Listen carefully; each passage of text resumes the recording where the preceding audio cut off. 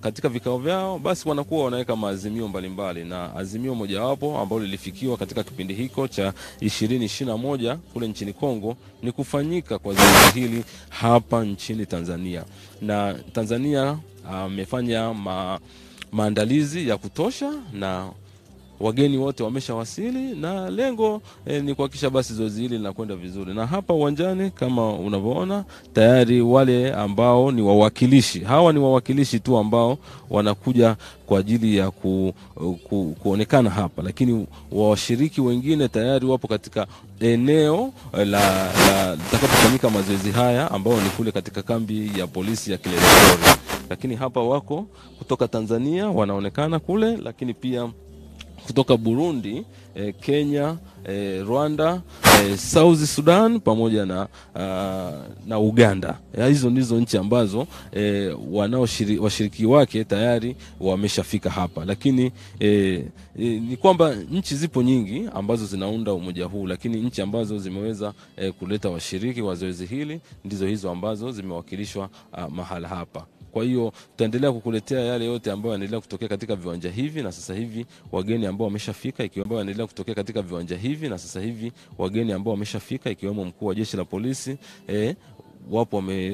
wapo hapa tayari kumsubiria mgeni rasmi aweze kufika, ili basi zoezi hili la ufunguzi wa zoezi hili la mafunzo ya utayari kwa vitendo 2024 kwa nchi wanachama wa shirikisho la wakuu wa majeshi ya polisi kwa ukanda wa Afrika Mashariki EAPPCO uweze kuanza rasmi. Na zoezi hili litakuwa linafanyika hapa nchini, leo linafunguliwa, lakini mwisho wake itakuwa ni tarehe 18 katika viwanja hivi tutarudi kwa ajili ya ufungaji. Lakini niseme zoezi hili la pamoja linatarajiwa kuwashirikisha maafisa wakaguzi na askari kutoka hizi nchi wanachama wanaofikia 670 ambao wanashiriki katika zoezi hili. Kama nilivyosema, zoezi hili ni muhimu, limekuwa na umuhimu mkubwa sana kwa sababu askari wetu wanapata muda wa kubadilishana mawazo, lakini pia kubadilishana uzoefu wa mbinu gani wanaweza kuzitumia katika kukabiliana na uhalifu, hususan unaovuka mipaka, ikiwemo madawa ya kulevya, usafirishaji haramu wa binadamu, lakini pia wizi wa magari. Utakumbuka kabisa kwamba katika nchi hizi yamekuwa yakiibiwa magari. Kwa hiyo gari linapoibiwa Tanzania, basi kunakuwa na mfumo wa kuhakikisha basi nchi hizi wanachama kupitia majeshi ya polisi wakiunganishwa na Interpol, shirikisho la polisi wa kimataifa, wanaweza kuzuia uhalifu huo, na kama ukishatokea basi waweze kuwakamata wahalifu hao na kuwafikisha katika vyombo vya sheria.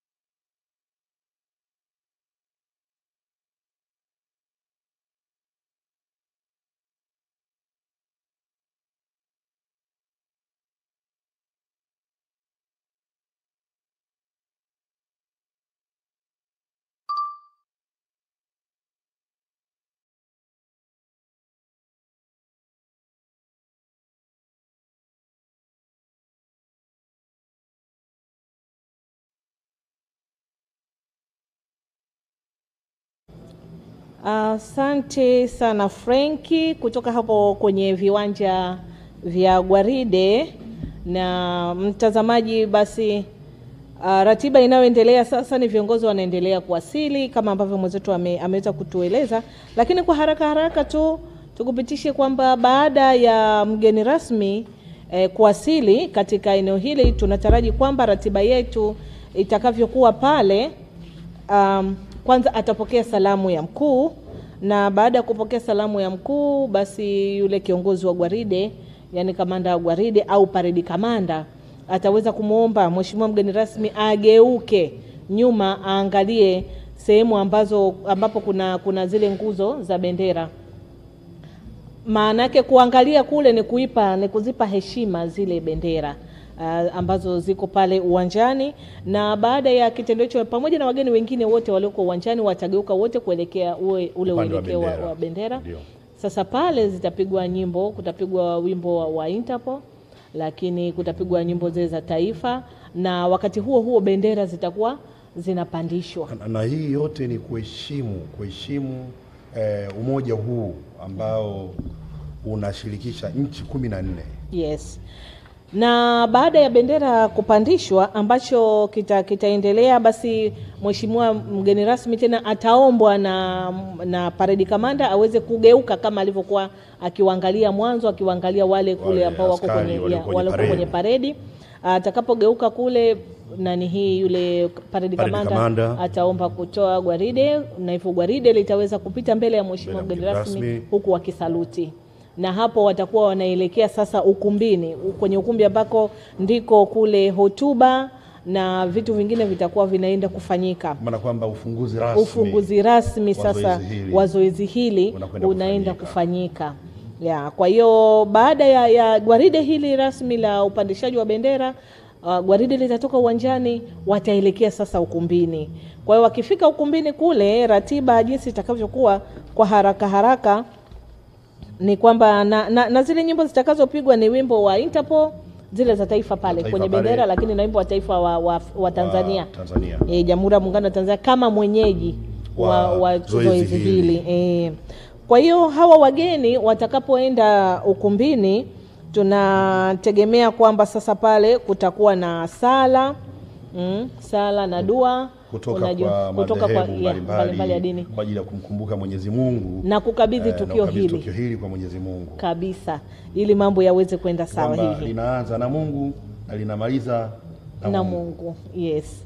Na basi baada ya na sala zile na dua kutoka kwa viongozi wetu wa dini, kutakuwa na utambulisho mfupi kuweza kufahamu ni akina nani wako pale, wageni waalikwa, lakini wale washiriki. Lakini pia kumbukwe mtazamaji, walioko kwenye gwaride sio washiriki wote, bali ni wawakilishi kutoka kwenye kila nchi. Kuna wawakilishi 20 kutoka kwenye kila nchi ambao ndio wanashiriki kwenye gwaride hili rasmi la upandishaji wa bendera. Sahihi. Kwa hiyo baada ya utambulisho huo, tunategemea sasa kutakuwa na wimbo. Kuna wimbo maalumu wa zoezi hili ulioandaliwa ambao utaimbwa na bendi yetu ya polisi, kikosi chetu cha polisi, wana super kwata kutoka hapa TPS shule ya polisi Tanzania Moshi. Wanajiita wana mgodo. Yes. Mambo yao ni hatari. Wale bwana wanapiga sebene wale. Wana sebene la hatari. Na nafikiri mambo huwa yanaonekana usiku. Kila usiku wanapiga kwa wageni wetu. Kwa hiyo baada ya burudani hiyo ya wimbo maalumu ulioandaliwa kwa ajili ya zoezi hili, sasa hapo ndo itafuata ule wasaa wa kupata maneno mbalimbali kutoka kamishna wa operation na mafunzo wa Tanzania ataongea, lakini pia kiongozi ambaye ndo mkurugenzi wa zoezi hili kitaalamu anaitwa exercise director, naye ataongea. Lakini pia kuna viongozi kutoka Arabi Nairobi kule, yani huyu ni mkuu wa Interpol Bureau makao makuu kwa ukanda huu ambayo yuko Nairobi. Lakini pia mkuu wa jeshi la polisi Tanzania ataongea, na yeye atakuwa pia ni anamwakilisha mwenyekiti wa umoja huu wa ile shirikisho la wakuu wa polisi ya ukanda huu. Na baada ya hapo akimaliza, basi ataweza kumkaribisha mgeni rasmi ambaye ataweza kuhutubia, ataweza kuongea na hadhira itakayokuwa iko pale kwenye ule ukumbi wa mikutano. Na hotuba hiyo itakapokuwa imekamilika, itafuatiwa na zoezi la upigaji wa picha ambayo itapigwa sehemu maalum iliyoandaliwa kwa sababu zoezi hili ni la kumbukumbu. Kwa hivyo watapiga picha, na baada ya hapo basi sisi tutamuaga mtazamaji wetu. Na ukizingatia kwamba zoezi hili katika kipengele hiki cha ufunguzi na kufunga litakuwa linarushwa live kupitia channel zote hizi ambazo unaziona, tuko live kupitia Usalama TV, lakini Wasafi, lakini Clouds, lakini Global, Ayo, TSN na wengine wengi. Kwa hiyo na pia ndugu zetu hawa tutaendelea kuwa nao na siku ile ya tarehe 17 ambapo zoezi hili litafungwa rasmi. Kwa kifupi niseme kwamba Usalama TV iko tayari kabisa kurusha matangazo haya mubashara, lakini pia kutunza kumbukumbu kama ulivyosema hapo awali kwamba kutakuwa na zoezi la picha. Sisi Usalama TV tutakuletea moja kwa moja matangazo haya, lakini pia swala la kumbukumbu ni kazi yetu na hatuko nyuma katika hilo. Hatuko nyuma na kwa mbali tunasikia kuna ving'ora vinaelekea eneo lile la uwanja wa Gwaride. Bila shaka itakuwa ni kuwasili kwa mheshimiwa mgeni rasmi wa shughuli hii ya leo. Kwa hivyo tutajiunga naye tena mwenzetu Franki ili tuweze kuona ambacho kinaendelea pale ukumbini. Lakini wakati tuna mawasiliano yanaendelea kufanyika, mtazamaji, ukumbuke tu kwamba zoezi hili litafanyika kuanzia leo tarehe 15, kesho 16 na 17. Lakini baada ya ufunguzi rasmi, ambacho kitaendelea ni mazoezi ya ndani. Hatutakuwa tunaonesha kwa sababu hivi ni mafunzo. Kwa hiyo mafunzo yatakuwa ndani. Kitakachokuwa kinatoka ni vitu vichache sana, lakini mengi yatabaki ndani, isipokuwa tena tarehe 17 kwenye ufungaji tutakuwa tena mubashara. Na hapo wanaonekana wawakilishi wale ambao wanawakilisha nchi shiriki uwanjani hapo kwenye uwanja wa Gwaride, ambapo mwenzetu Franki yuko pale, na hilo ni msafara wa mgeni rasmi wa zoezi hili ambalo limekuwa linafanyika katika nchi mbalimbali, lakini leo hili linafanyika hapa katika nchi ya Tanzania. Kwa hiyo msafara wake ndio huo, unaona gari lake hilo, na walioko pembeni ni washika bendera, lakini gari la mheshimiwa ndio hilo hapo la mheshimiwa waziri wa mambo ya ndani ya nchi, mhandisi Hamadi Masauni, ndio tayari umefika katika eneo hili katika kuhakikisha kwamba sasa zoezi hili liweze kufunguliwa rasmi. Na kumbuka tu kabisa mheshimiwa waziri atakapo ameshawasili, anapokelewa pale na mkuu wa jeshi la polisi. Mkuu wa jeshi la polisi ndiye atakayempokea, lakini pia akiwa amematana na viongozi wengine. Kwa hiyo hii ni kuashiria kwamba sasa zoezi hili linakwenda kuanza.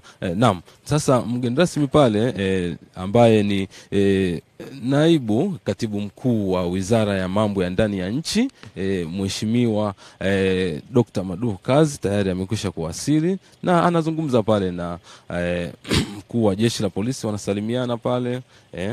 Hii yote ni kuashiria kwamba sasa zoezi hili linakaribia kwenda kuanza, na pamoja na kwamba na hali ya mvua, lakini wote wapo uwanjani, wako askari wako imara kabisa kuhakikisha kwamba basi kionyesha kile ambacho wamekipanga kukionyesha katika zoezi hili ambalo ni muhimu sana kwa ajili ya kujiweka tayari kufanya zile shughuli za kioperation, ikiwemo uhalifu unaovuka mipaka. Ni kama nilivyosema, ni uhalifu wa aina mbalimbali, ikiwemo ugaidi, madawa ya kulevya, usafirishaji haramu wa binadamu. Yote hayo yatakuwa yakifanyiwa mazoezi katika hizi siku zote ambazo askari hawa kutoka nchi za ukanda wa Afrika Mashariki wametoka, hawa askari polisi. Lakini pia hapa nyuma ni wale askari ambao watakwenda sasa kuzipeleka zile bendera katika ile milingoti ambayo nilikuonyesha pale awali.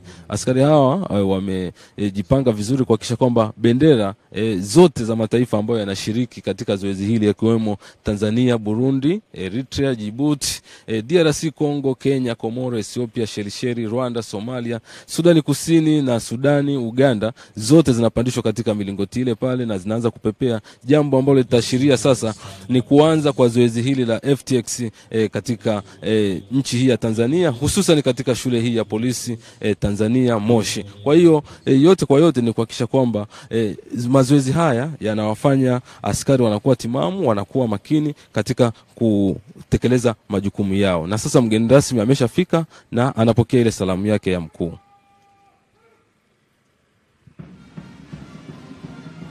Sasa tuonyeshe askari wanapokuja kwa ajili ya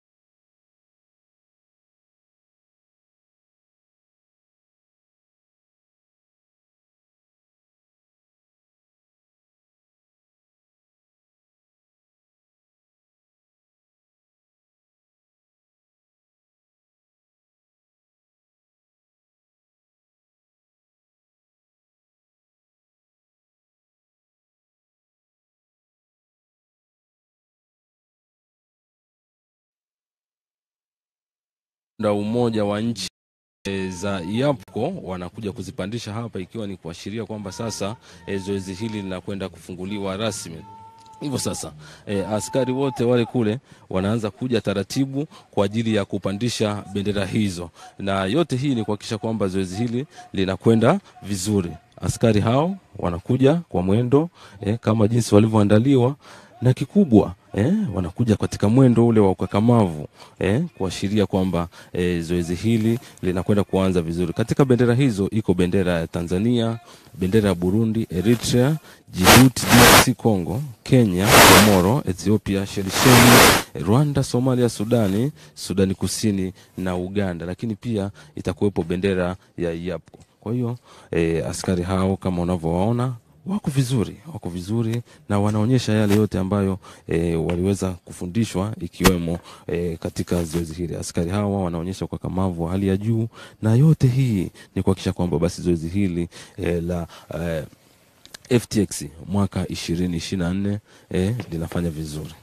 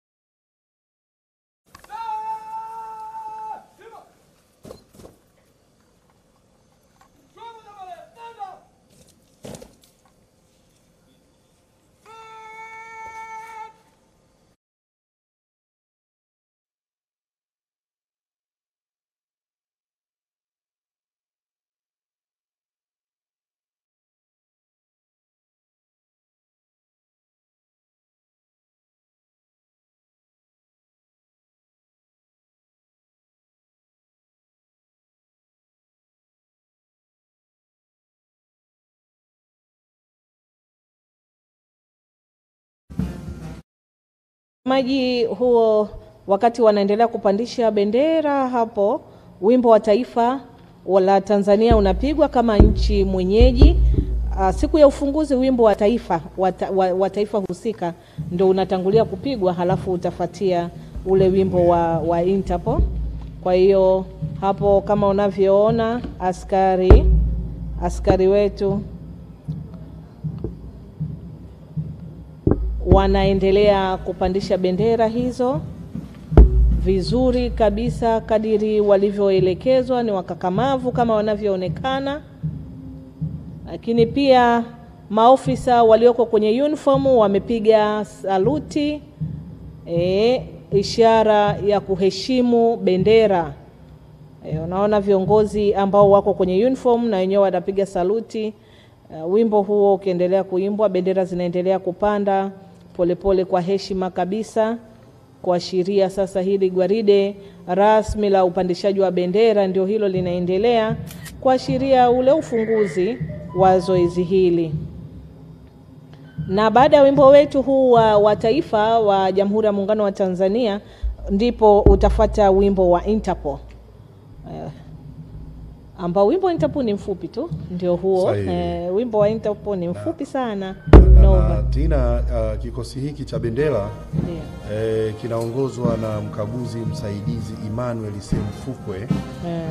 Kama tunavyomuona kwenye bendera pale, naona kulikuwa na mkwamo kidogo na ameamua kusaidia, lakini ili yote mambo yaweze kwenda vizuri kabisa. Askari hao bwana ni wa Jeshi la Polisi Tanzania. Unaona mandhari ya uwanja ni nzuri kabisa, safi. Na kama tulivyokuambia kwamba mheshimiwa mgeni rasmi amegeuka, ameangalia ule uelekeo wa bendera, lakini na uwanja wote walioko uwanjani pale wote wamegeuka kuangalia uelekeo wa bendera zilipo, ili waweze kuzipa heshima yake. Na baada ya zoezi hilo na wenyewe watageuka tena kuangalia sasa kule paredi lilipo kwenye gwaride kule. Na kwa haraka tu kumkumbusha mtazamaji ni kwamba hizi bendera zipo takribani 14, kwa maana kwamba zinawakilisha mataifa 14 ya wanachama wa shirikisho hili. Ni sahihi kabisa, na bendera hizi ni za nchi hizi. Bendera hizo ni ya Tanzania, lakini Burundi, Eritrea, Djibouti, DRC Congo, Kenya, Komoro, Ethiopia, Shelisheli, Rwanda, Somalia, Sudani Kusini pamoja na Uganda. Tena tumkumbushe tu mtazamaji kwamba umoja huu umeasisiwa ama ulizinduliwa mwaka 1998 na makao makuu yake yako pale Nairobi.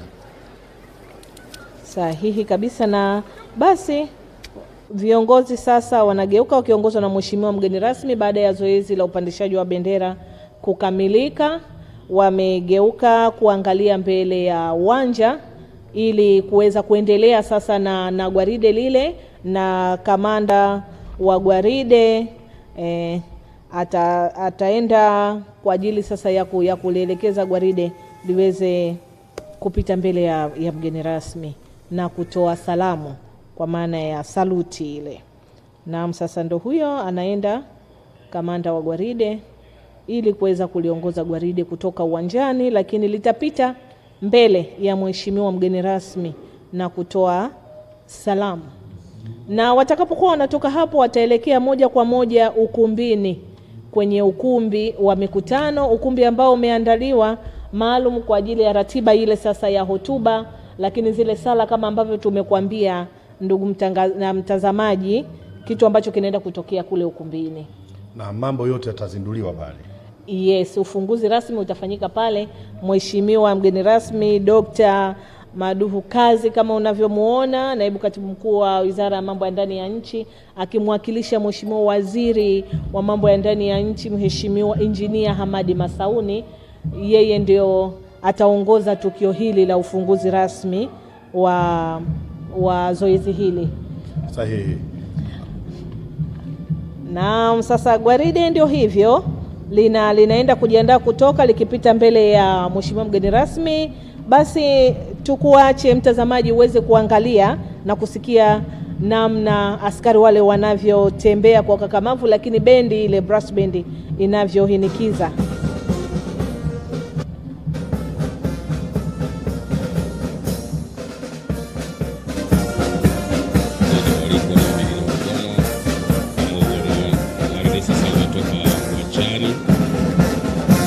Imetangulia bendera ya EAPCCO wakiwa nchi ya Tanzania. Nchi ya Tanzania wanafuatiwa na Burundi. Hao wanaopita mbele ya mgeni rasmi sasa mbele ni bendera ya EAPCCO wakifuatiwa na Tanzania.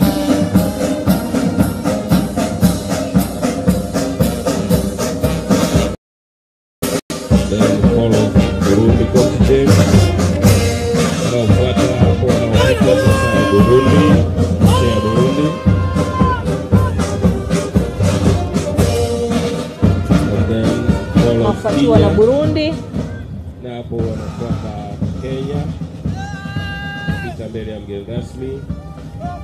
Baada ya Burundi wapo Kenya, halafu Ethiopia,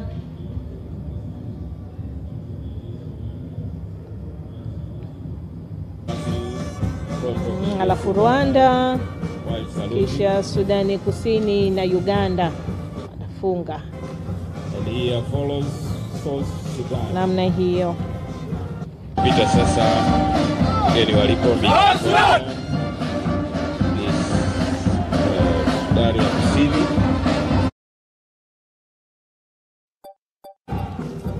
And lastly follows Uganda. Mwisho unaopita sasa ni askari wa Uganda. Mwisho kabisa ni brass band yetu ya jeshi la polisi. Kana yuko pale ile askari mwanamama na sketi yake amevaa smart kabisa na anakwenda kwa mavu sana kabisa. Wakina mama wanaweza. Yani hatusubiri kuwezeshwa.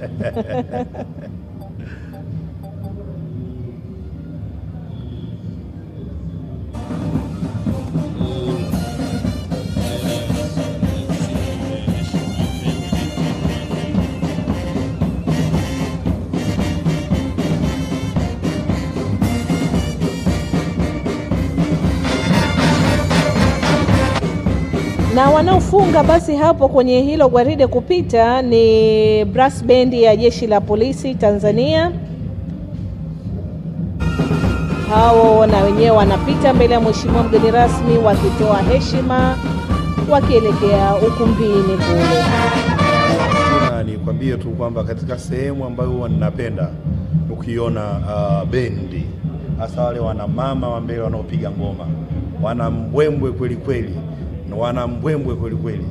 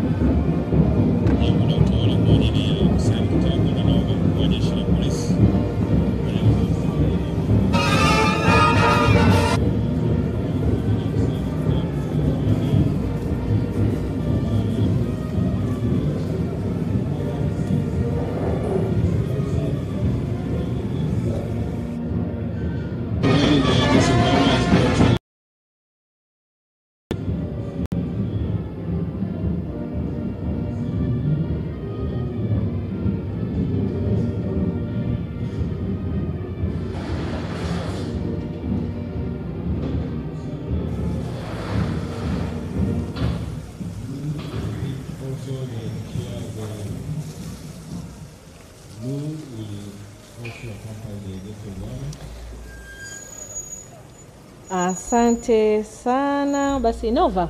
Naam. Kama ambavyo tunaona kwamba gwaride ndio hilo sasa limetoka, na lile gwaride rasmi lililokuwa limeandaliwa kwa ajili ya upandishaji wa bendera, gwaride la kupandisha bendera ndio hilo limehitimika pale uwanjani. Na sasa tutaelekea moja kwa moja ukumbini. Sahihi. Ili kuweza kuendelea na ratiba ile ya ukumbini. Kupata yale yanayoendelea ukumbini, yale ambayo wametuweka hapa sasa. Lakini tumkumbushe mtazamaji kwamba zoezi hili lilianza tangu tarehe 13. Tarehe 13 walianza kufika hapa washiriki kutoka nchi mbalimbali, walipokelewa wakaenda kule eneo la kambi, ambapo kambi sasa zoezi hili litaenda kufanyika. Lakini kuna kitu kimoja ambacho tumfahamishe mtazamaji. Zoezi hili linaenda kufanyika katika nchi ya kufikirika. Linaenda kufanyika hapa Tanzania kwenye nchi ya kufikirika. Lakini linaenda kufanyika kwenye nchi ya kufikirika ambayo inaitwa Jamhuri ya Nchi ya Raha. Watu wa raha, Jamhuri ya Nchi ya Raha. Kwa hiyo manake wakitoka hapa shule ya polisi Moshi, baada ya zoezi rasmi hili sasa la ufunguzi likishahitimishwa pale ukumbini na mheshimiwa mgeni rasmi, kitakachoendelea ni kwamba sasa washiriki wote wataondoka kuelekea kule nchi ya raha. Nchi ya raha iko maeneo haya katika kampasi nyingine ya shule ya polisi Moshi, na ndipo ni kambini kule ambapo washiriki watakuwepo huko na zoezi hilo litaendelea.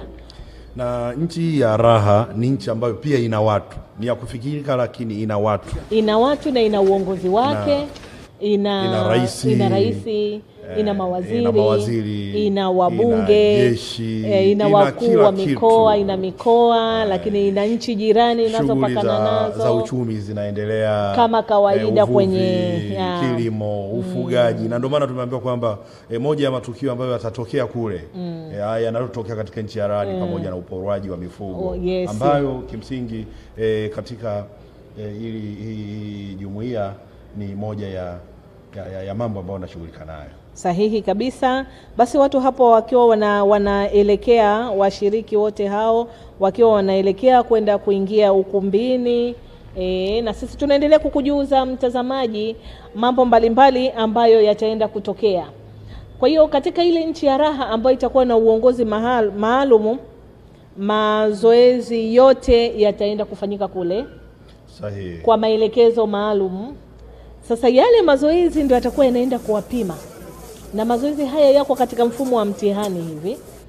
Yataenda kuwapima na kuona ni namna gani basi hawa askari wa ukanda huu wa Mashariki mwa Afrika wana utayari kiasi gani, lakini wana ule ujuzi na uelewa wanawezaje kukabiliana na matukio kama haya endapo yatakuwa yanajitokeza? Tena kumbuka ni kwamba nchi ya raha ni nchi ya kufikirika, lakini mazoezi yanayokwenda kufanyika ni mazoezi yale ambayo yanasadifu uhalisia wa matukio ambayo yanatokea katika nchi za ukanda huu. Na ni mazoezi halisi. Ni mazoezi halisi. Yatatokea kwa uhalisia wake. Ingawa kutakuwa pia na matumizi ya risasi, lakini risasi zitakuwa ni zile baridi. Za baridi. Kutakuwa na milipuko pia. Kutakuwa na milipuko italipuka. Tunaambiwa kwamba milipuko italipuka. Ni zoezi moja nzuri sana, lakini litakuwa ni zoezi la ndani kama ambavyo tumekueleza. Tunaendelea kueleza kwamba zoezi hili baadaye litakuwa ni zoezi la ndani, mtazamaji, halitaoneshwa kama ambavyo tunaonesha huu ufunguzi. Kwa hiyo baada ya ufunguzi tutaagana nawe mtazamaji, na tutakutana tena siku ya kufunga tarehe 17. Kwa hiyo matukio haya, mbali ya zoezi hili, mbali ya kujenga utayari kwa askari polisi Nova, lakini pia ni fursa kwa nchi yetu. Sahihi. Matukio haya, ili zoezi kufanyika hapa Tanzania, linakuza utalii, lakini tunaitangaza nchi yetu kimataifa, na tunaonesha namna gani sisi wa Tanzania tulivyo wakarimu, kwa karimu wageni, namna ambavyo tumeweza kuwapa kila aina ya kitu wanachohitaji, na watatutangaza wanapokwenda kwamba Watanzania kimsingi ni wakarimu. Ni wakarimu sana wa Tanzania. Kwa hiyo ni vitu vingi vitakavyoenda kutokea, lakini pia ukumbuke wakuu wa majeshi ya polisi kutoka nchi shiriki hizi watakuja na wenyewe watashiriki kwenye zoezi hili, na siku ya kufunga wote watakuwepo, watashuhudia kuona lile onesho la mwisho ambalo litafanywa, zoezi la mwisho lile watashiriki kuliona kwa live, lakini pia watakuwepo kwenye kufunga zoezi hili. Mimi nilichofurahi tu kwamba askari wetu wa Tanzania pia watapata, wanasema exposure kutoka kwa askari wengine ambao wametoka katika majeshi ya polisi kwenye nchi za ukanda huu. Kwa hiyo watatanua wigo wa mawasiliano pia. Sahihi, na hiyo ni miongoni mwa faida za zoezi hili. Unajua, unapokutana na mtu kutoka sehemu nyingine, mnakuza ule urafiki, mnakuza ujamaa, lakini na umoja, kwa sababu zoezi hili pia linaenda kufanyika kwa umoja. Yani nchi zimekuja kutoka nchi tofauti tofauti, lakini watafanya kazi kwa pamoja. Zile nchi yani wamegawanywa kiutaalamu, wataalamu labda wa mabomu kutoka Tanzania, kutoka wapi, wanajumuishwa kwa pamoja, watafanya kazi kwa pamoja kama timu moja. Na hii ndio itaenda kuonesha ile kauli mbiu ya utayari, kwamba namna gani kwa pamoja tukio linaweza likatokea, tukalikabili kwa pamoja na kwa uniform, kwamba Kenya, Uganda, Tanzania, Somalia, Ethiopia na nchi nyingine wote wanachama. Kwa hiyo kama haya mazoezi yatafanyika na haya mazoezi yataendelea kufanyika, atatuweka kuwa tayari zaidi kurespond katika matukio mbalimbali ya kihalifu yanayotokea katika nchi zetu. Lakini pia tumjuze mtazamaji, mshereheshaji wa shughuli hii ya leo kwenye ufunguzi, kuanzia pale uwanja wa Gwaride mpaka pale ukumbini, ni msemaji wa Jeshi la Polisi Tanzania, naibu kamishna wa polisi David Misime. Mtu madhubuti kabisa katika tasnia ya habari. Yeye ndio anaongoza zoezi hili, ndiye MC wa shughuli hii, na tuseme yeye ndio dira ya matangazo haya. Sahihi kabisa. Kwa hivyo mtazamaji, tunategemea punde tutajiunga tena na mwenzetu Frankie Lukwaro pale ukumbini, ili kuweza kutuonesha ni nini ambacho kinaendelea pale kwenye ukumbi ule wa mikutano kwa sasa, na kuweza kujua ambacho ratiba ile itakavyoendelea pale ukumbini, ili basi mtazamaji aweze kuona, mtazamaji aweze kufahamu na kujionea ni nini ambacho kinaendelea, lakini aweze kupata ule ujumbe mahususi ulioandaliwa kwa ajili ya shughuli na mgeni rasmi. Labda Tina, kwa haraka pia wapitishe watazamaji wetu kwenye ratiba kwa haraka, ili pia waweze kujua nini kitaendelea tutakapokuwa tunajiunga pale ukumbini. Kimsingi ratiba kama ambavyo awali kidogo unakumbuka tuliwapitisha pale ukumbini, ambacho kinaenda kuendelea mtazamaji ni mgeni rasmi. Sasa hivi wameingia wale walioko kwenye paredi, lakini na wageni waalikwa mbalimbali wanaendelea kuingia ukumbini baada ya kutoka kwenye uwanja wa Gwaride, na watakapokuwa wote basi wameketi vizuri, utaratibu na protocol zote zimefuatwa vizuri, mgeni rasmi ataingia ukumbini, na atakapoingia ukumbini lakini atatanguliwa na ataongozwa na mwenyeji wake ambaye ni mkuu wa jeshi la polisi Tanzania. Kwa hiyo ataingia ukumbini, na baada ya kufika ukumbini kutakuwa na sala na dua ambazo zitaongozwa na viongozi wetu kutoka madhehebu ya dini BAKWATA, CCT na TEC. Na baada ya sala na dua hizo tunataraji kwamba basi muongoza shughuli yani MC wetu ataweza kufanya utambulisho wa wageni waliofika, lakini pia wale washiriki wa zoezi na wale wakuu wa misafara wa nchi shiriki. Na baada ya utambulisho huo sasa kutakuwa na ule wimbo maalum ulioandaliwa ya SUPAKWATA kama tulivyokufahamisha awali. Kutakuwa na wimbo maalum umeandaliwa na bendi ya chuo cha shule ya polisi Tanzania MOSHI. Wana mgodo SUPAKWATA. Wanasebene wale bwana. Kwa hiyo baada ya wimbo huu tunataraji sasa ule wasaa wa kuweza kusikiliza nasaha na jumbe mbalimbali kutoka kwa viongozi utaanza, na atakayeanza ni Kamishna Operation na mafunzo wa Jeshi la Polisi Tanzania, Afande Awazi Juma. Yeye akiwa ndio, unajua haya mazoezi yanavyofanyika yako chini ya kamisheni yake. Tunaposema mafunzo iko anayabeba mabegani kwake. Iko chini ya kamisheni ya operation na mafunzo ambayo ni miongoni mwa kamisheni zile 8 za Jeshi la Polisi Tanzania. Kwa hiyo kamishna wa operation na mafunzo yeye atatoa neno la utangulizi na kuwakaribisha wageni wote akiwemo na mheshimiwa mgeni rasmi, na baada ya hapo basi yule mkurugenzi wa zoezi hili ambaye kitaalamu anaitwa exercise director ataweza na yeye kuelezea masuala ya kitechnicality kuhusiana na zoezi hili ili wageni waweze kufahamu ni nini ambacho kinaenda kufanyika. Lakini vile vile pia kutakuwa na neno kutoka kwa huyu mkurugenzi wa masuala ya kukabiliana na masuala ya ugaidi, naye ataweza kuongea. Na baada ya hapo huyu mkuu wa Arabi Nairobi ambaye yeye ni mkuu wa Interpol, makao makuu ya Interpol kwa ukanda huu ambayo yako Nairobi. Ndo naye ataongea, lakini yeye anaitwa Apollo Africa. Na jana tulikuwa na story. Na baada ya hapo basi mkuu wa Jeshi la Polisi Tanzania naye ataweza kuongea akimwakilisha mwenyekiti wa EAPPCO wa shirikisho hili la wakuu wa majeshi ya polisi ukanda huu wa Mashariki mwa Afrika.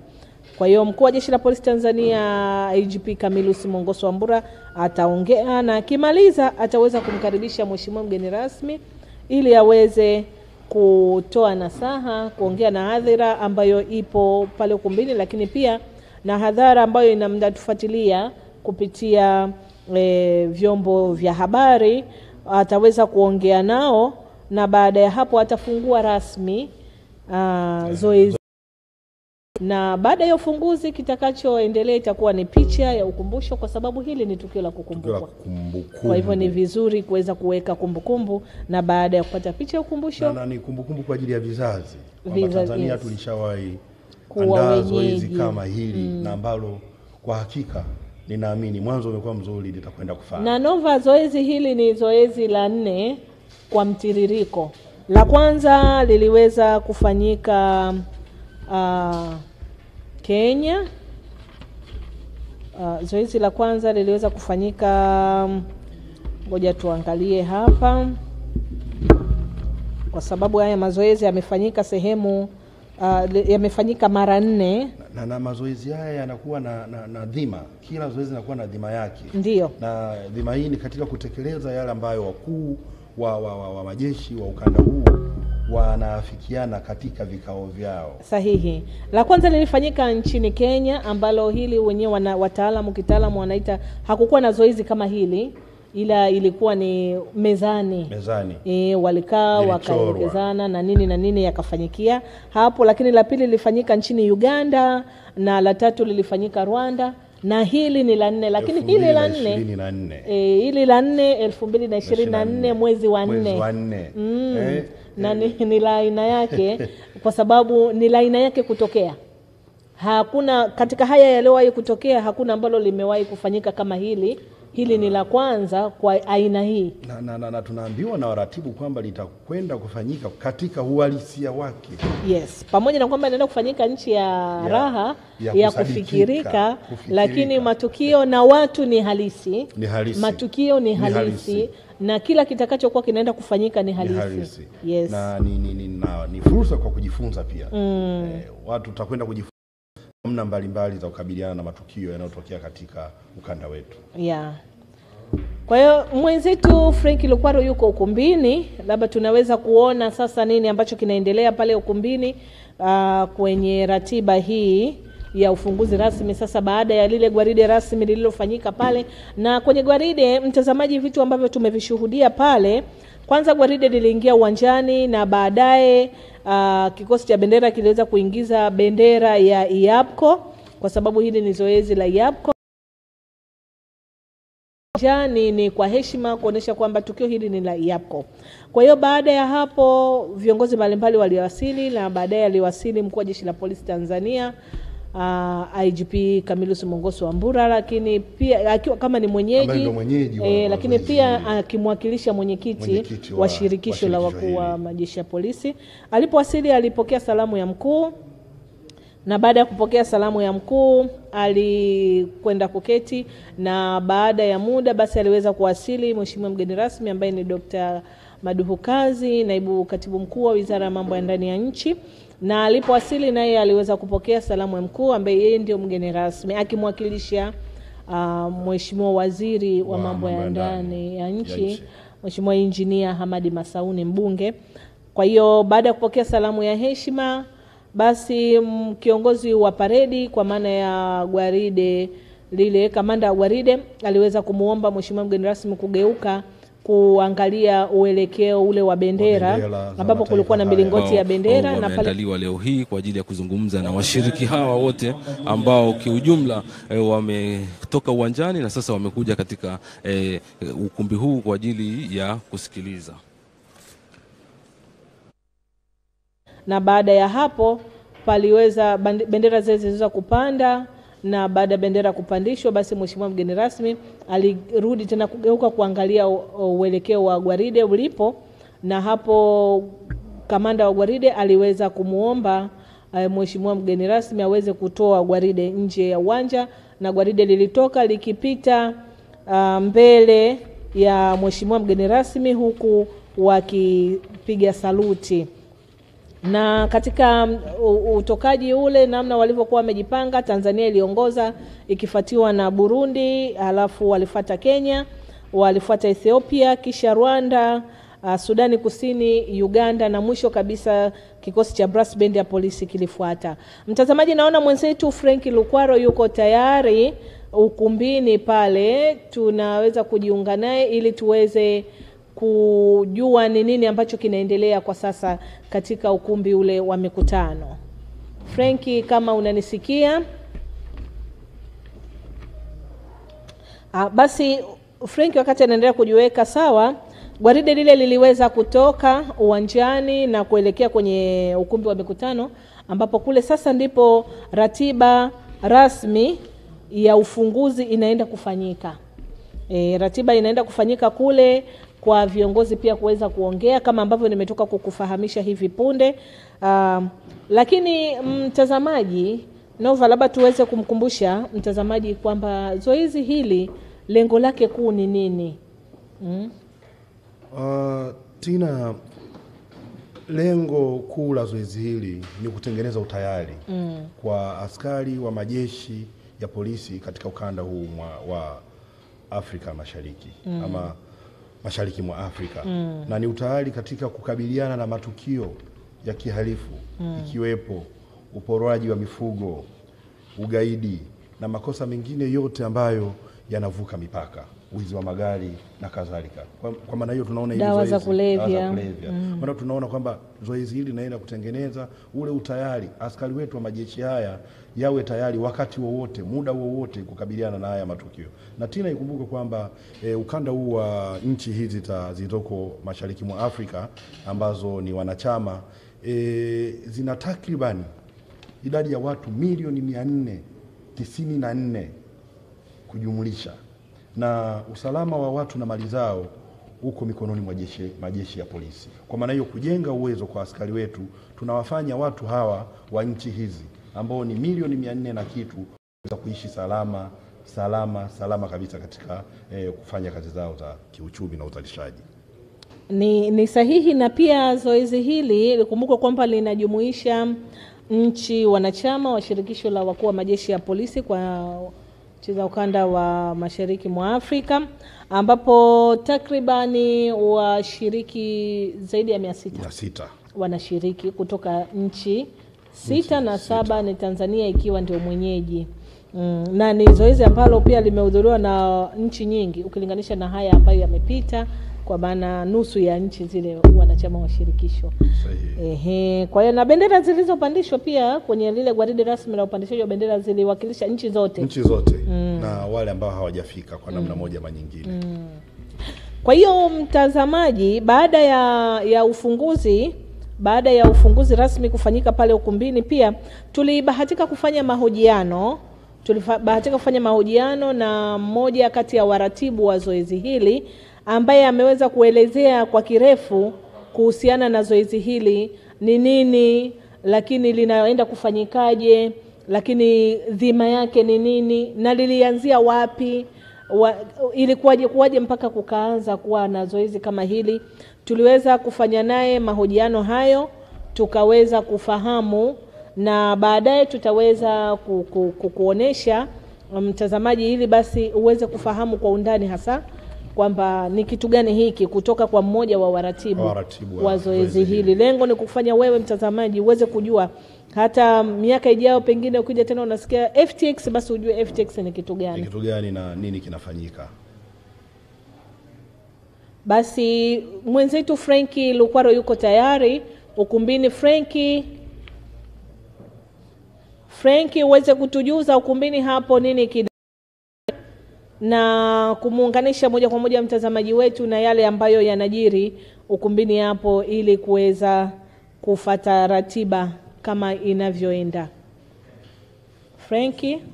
Naam, tayari tuko katika ukumbi huu wa mikutano wa shule ya polisi Tanzania Moshi, ambapo tunamsubiria sasa mheshimiwa mgeni rasmi ambaye ni naibu katibu mkuu wa Wizara ya Mambo ya Ndani ya Nchi, Dr. Maduhu Kazi, aweze kuja kwa ajili ya kufungua kufanya sasa ufunguzi rasmi wa zoezi hili la mazoezi kwa vitendo ambalo linashirikisha nchi wanachama wa EAPCCO. Na hapa unavyoona tayari wapo wawakilishi mbalimbali, kuna wawakilishi kutoka nchi ya Uganda, lakini wawakilishi wa nchi ya South Sudan, na wote hawa tayari wametoka kule uwanjani na tayari wako hapa kwa ajili ya kusubiria zoezi hili zima. Lakini kama unavyoona pale juu katika eneo la high table tayari lipo tayari kwa ajili ya kuhakikisha kwamba basi kila kitu kinaenda katika ule utaratibu uliopangwa. Na nikukumbushe tu katika ile ratiba, baada ya mgeni rasmi kuingia, kitakachofanyika ni dua na sala ambayo itafanywa na kutoka katika dini hii ya Kiislamu, kwa maana itaongozwa na BAKWATA, lakini pia CCT pamoja na teki watatoa ile dua na sala. Lakini baada ya hapo atakaribishwa mgeni rasmi atakaribishwa, lakini pia na kutakuwa na hotuba na salamu mbalimbali kutoka kwa kamishina wa operation na mafunzo ambaye ni kamishina Awazi Juma Haji. Kwa hiyo hapa katika ukumbi pia wapo bendi yetu bendi yetu hii ambao ni super quarter bendi, nayo pia watatoa burudani kwa sababu kuna wimbo maalum umeandaliwa kwa ajili ya kusherehesha zoezi hili. Ni wimbo maalum ambao wamekuwa wakifanyia mazoezi mara kwa mara katika kuhakikisha kwamba basi ile ujumbe unawafikia Watanzania wote na wanajumuiya yote ambao wameshiriki katika zoezi hili muhimu ambalo ni lengo lake kabisa ni kukabiliana na uhalifu, kuwaweka askari wetu pamoja katika kukabiliana na uhalifu hususan unaovuka mipaka. Lakini niseme tu zoezi hili linaanza leo hii hapa rasmi ambalo linafunguliwa, lilianza tarehe 13 na linatarajiwa kukamilika tarehe 18 hapa katika shule yetu ya polisi Tanzania Moshi. Na zoezi hili ni maazimio ya wakuu wa majeshi ya polisi katika nchi wanachama katika kikao chao ambacho kilifanyika kule nchini Kinshasa, Kongo, na kikubwa tu ni katika kuwaweka tayari hawa askari wetu wa Afrika Mashariki. Lakini kama unavyoona hapa ni wawakilishi wa Uganda, wamewekewa na kibao chao kinaonyesha kabisa wapo hapo. Lakini pia wapo South Sudan, kama unavyoona hawa ni wawakilishi wa nchi ya South Sudan, askari ambao wameweza kuhudhuria katika ufunguzi huu rasmi. Lakini kuna Rwanda ni moja ya nchi ambazo wamekuwa wakishiriki katika mazoezi haya, na zoezi kama hili ambalo linafanyika leo hii limekwisha fanyika pia nchini Rwanda, na jana pia tuliungana nao katika kukumbuka yale mauaji ya kimbari ambayo yalitokea mwaka 1994 ambapo nchi zote hizi askari waliohudhuria hapa waliweza kuungana nao katika kukumbuka tukio hilo ambalo bado limeacha historia, lakini ni funzo pia kwa nchi nyingine. Lakini hapa pia wawakilishi kutoka nchi ya Kenya. Kenya napo zoezi hili kama hili liliwahi kufanyika nchini Kenya. Kwa hiyo hawa ni wazoefu kwa sababu pia walishawahi kuandaa zoezi kama hili. Lakini pia wapo Ethiopia ni moja ya nchi ambao pia wameshiriki zoezi hili kwa mwaka huu, japokuwa wao wamekuja kama kuobserve, kuangalia na kuona ni namna gani nao katika siku za karibuni wanaweza wakatuma watu wao nao waweze kushiriki kwa wingi kama ilivyo katika nchi nyingine. Lakini Burundi nayo ni moja ya nchi ambayo inaunda EAPPCO, na wao kwa wingi kabisa wapo katika hapa ukumbi huu kwa ajili ya kufuatilia yale ambayo yatajiri katika ukumbi huu, tukiendelea kumsubiri mgeni rasmi ambaye ni naibu katibu mkuu wa Wizara ya Mambo ya Ndani ya Nchi, Dr. Maduhu Kazi. Lakini hapa wako wawakilishi wa Tanzania, sisi kama ambao ndio wenyeji wa tukio hili kwa mwaka huu wa 2024, tupo kwa wingi kama unavyowaona viongozi wa juu ambao ni pamoja na kamati ya maandalizi na washiriki wapo hapa kwa ajili ya kumsubiria mgeni rasmi kwa ajili ya kuanza shughuli nzima basi ya ufunguzi baada ya kumaliza kule katika uwanja. Lakini hapa kuna maobserver, hawa ni waangalizi, kazi yao ni kuangalia jinsi mwenendo mzima wa zoezi hili utakavyokwenda katika hizi ambazo hawa wawakilishi wa nchi mbalimbali kutoka EAPPCO watakuwa wakifanya zoezi hili ambalo kama nilivyokueleza lengo lake kubwa ni kuhakikisha kuwaweka katika hali ya utayari askari wote wa Afrika Mashariki. Na kama unavyoona mgeni rasmi sasa ndio anawasili katika ukumbi huu wa Assembly Hall na anapokelewa na bendi. Tuendelee kuona ni kwa namna gani sasa yale yote yatakayoendelea katika ukumbi huu. Kama nilivyokueleza atakapowasili anasalimiana na viongozi mbalimbali ambao walikuwa wakimsubiri hapa meza kuu, na kikubwa ameambatana na mkuu wa jeshi la polisi Tanzania IGP Camillus Wambura ambaye ndio mwenyeji wa tukio hili ambalo linafanyika hapa Tanzania.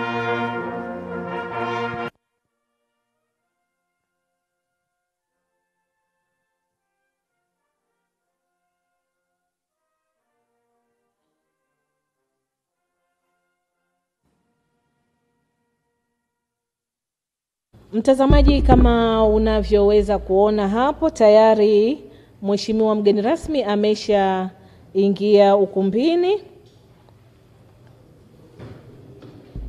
Ameshaweza kuingia ukumbini na sasa amechukua nafasi yake. ili ratiba iweze kuendelea. Kama nilivyokufahamisha kwamba mshereheshaji wa shughuli hii ni msemaji wa Jeshi la Polisi Tanzania, naibu kamishna wa polisi David Alphonse Misime, ambaye yeye ndiye analisimamia zoezi hili na kuliongoza kuhakikisha kwamba linakwenda sawa bin sawia bila matatizo yoyote. Kwa hivyo hapa, baada ya mheshimiwa mgeni rasmi kuketi, ambacho kitaendelea ni ratiba ile sasa kama ambavyo tumekupitisha hapo awali, ratiba ya ikitanguliwa na dua na sala kutoka kwa viongozi wetu wa dini, na baada ya dua na sala basi mshereheshaji wa shughuli hii ataweza kufanya utambulisho wa wageni ili kuweza kufahamu ni akina nani wako hapo, lakini meza kuu hapo waliopo, lakini pia na wale zao kutoka kule kwenye nchi zao pia na wenyewe ataweza kuwatambulisha, pamoja na washiriki mbalimbali ambao wamewawakilisha wenzao. Wengi wako kule kwenye nchi ya raha tayari wakifanya maandalizi ya kuanza rasmi kwa zoezi. Kwa hiyo wawakilishi wachache takriban 20 kutoka kila nchi ndio wameweza kushiriki kwenye tukio hili la ufunguzi, huku wengine wengi waliobaki kama tulivyokuambia kwamba kuna takribani washiriki zaidi ya 600. Wapo kule wanaendelea na maandalizi, ili kwa sababu baada ya hapa tu basi zoezi rasmi linaenda kuanza, na hivyo wale waliobaki kule watakuwa wanaendelea na mazoezi hayo na matayarisho, na watashiriki sasa, wataanza kuingia kwenye mazoezi hayo moja kwa moja kama yalivyopangwa.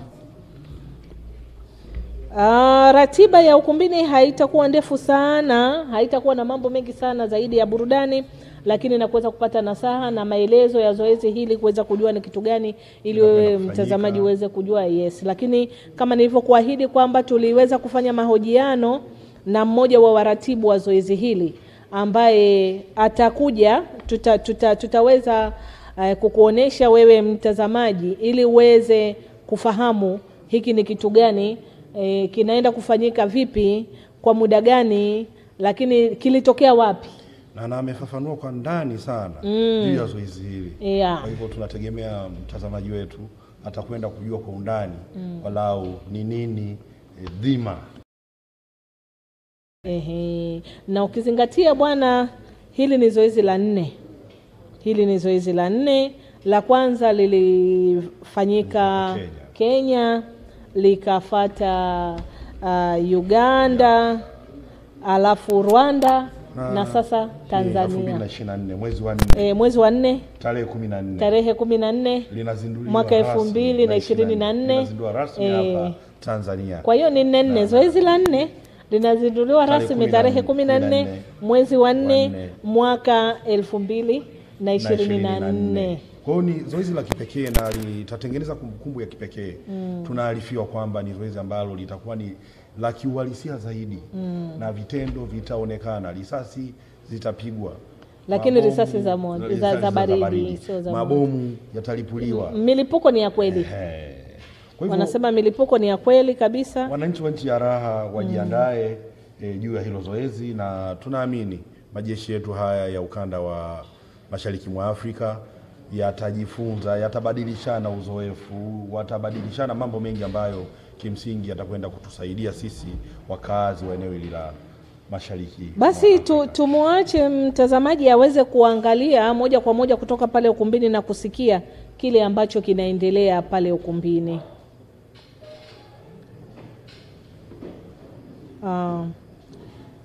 Na Nova, wakati mambo yanakaa vizuri pale ukumbini na mwenzetu Frank aliyoko kule, huu wimbo maalum umetungwa na askari wa jeshi la polisi wenyewe ambaye wapo kwenye bendi hii ya polisi, wana super kwata. Na hawa ni wataalamu kweli kweli, na wanajua tena.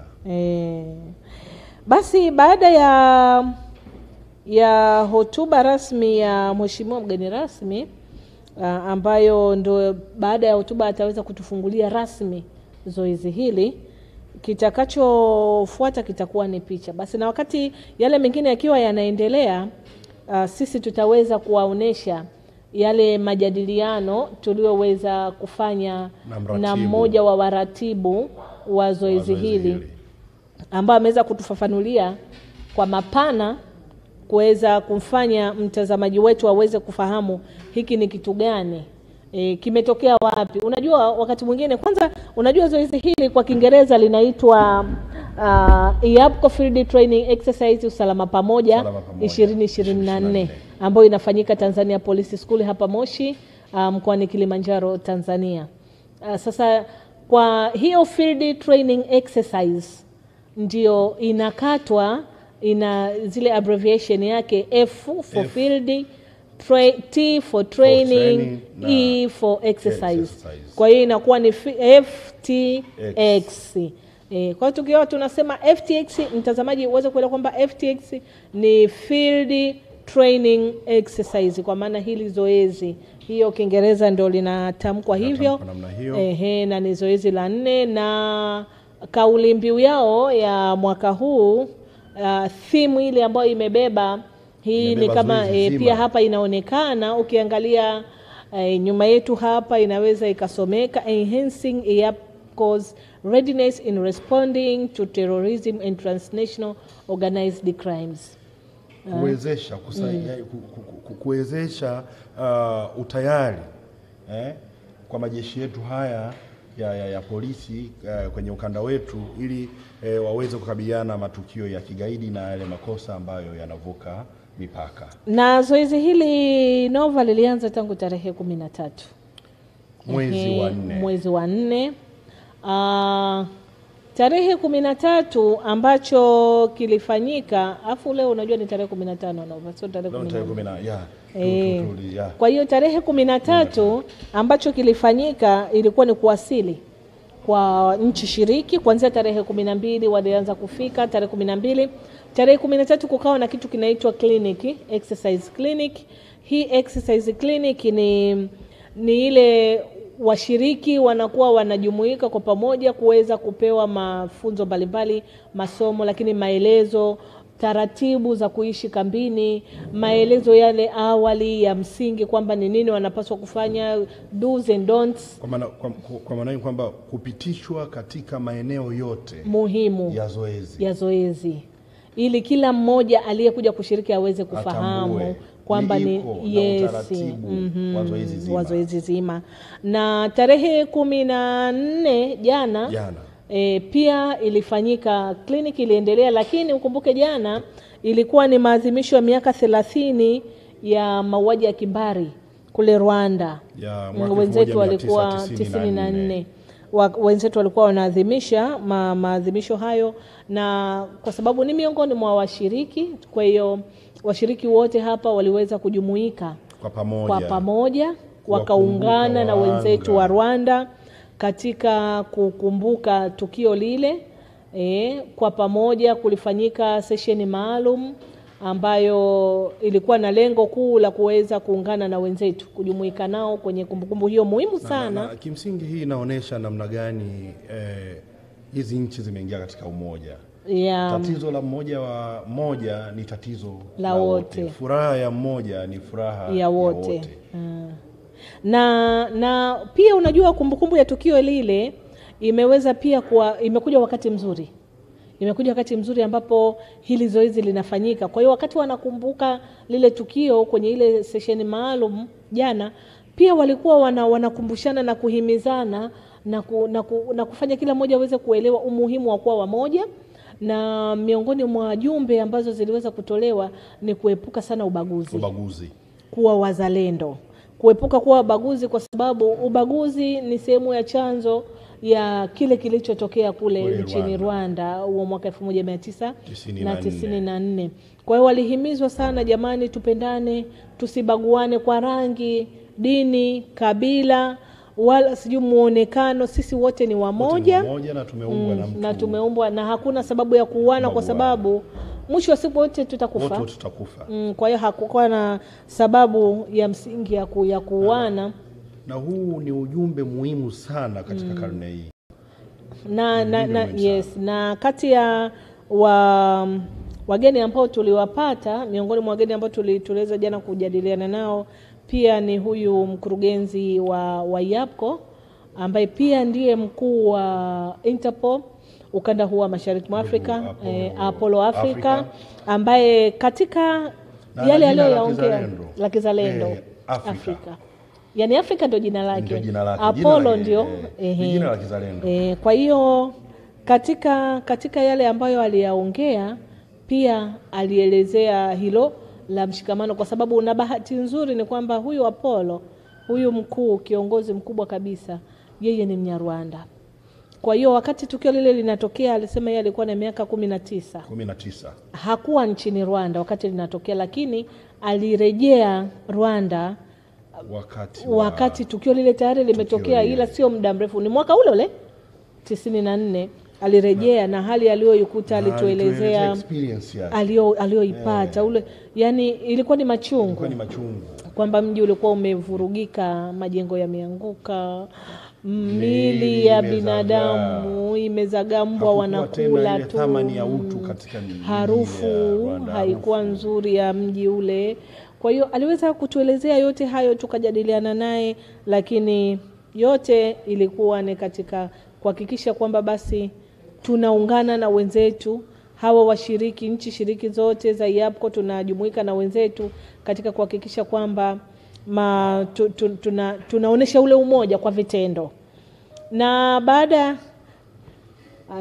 baada ya zoezi ile, basi mtazamaji, tuko tayari sasa kujiunga na ukumbini, mtazamaji uweze kuona kile ambacho kinaendelea kwa mujibu wa ratiba kama ambavyo tulikufahamisha awali. Tunajiunga na wenzetu ukumbini. After the prayers, we now going to lead a short introduction so that you can know who are present in this official opening ceremony of the 4th EAPCCO FTX 2024.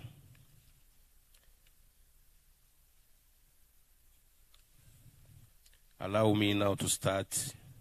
I know the Inspector General of Police is going to get a chance to give his remarks. So during his remarks, I think everyone will know him. Now, let me start with the Honorable Zephania Sumai, MOSHI District Commissioner representing Kilimanjaro Regional Commissioner. Please stand up. Thank you for coming.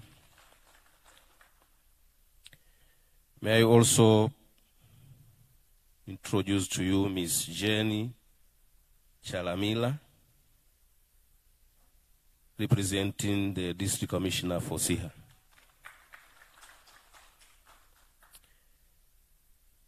Also, may I introduce to you Mr. Vita Rashidi Kawawa, Member of the Parliament and the Chairperson of the Parliamentary Committee of Foreign and Security.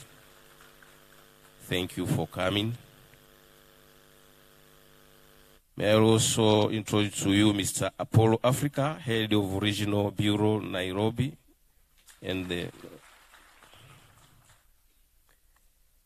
also we have Brigadier Andrew Mugamba, representing Chief of Defense Forces. Also we have Mr. Alfred Senior, representing Director of Intelligence Services. Thank you for coming.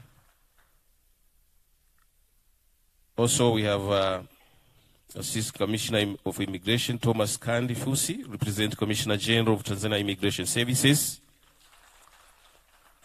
Also, we have Assistant Commissioner of Prisons, Fred, representing Commissioner General of Tanzania Prison Services. Also, we have Mr. Ayub Wakida, Director of Administration, represent Director General of Prevention and Combating Corruption Bureau. Also, we have Ms. Sarah Ndaba, representing Commissioner General, Drug Control and Enforcement Authority. Also, we have Mr. Esai Ovono Mezui, Permanent Secretary of EAPPCO. May I also introduce to you Assistant Inspector General John Nduguze, Head of Regional Counter-Terrorism Center of Excellence. May I also introduce to you Assistant Inspector General Barasa Sai, Head of Delegation Kenya.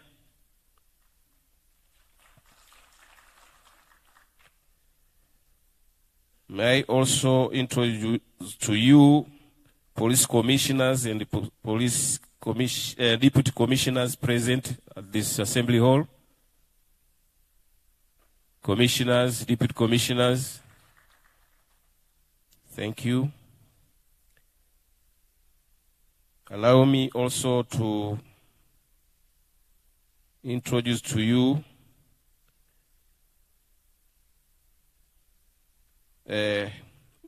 heads of delegation from EAPPCO member countries. I will start with Burundi.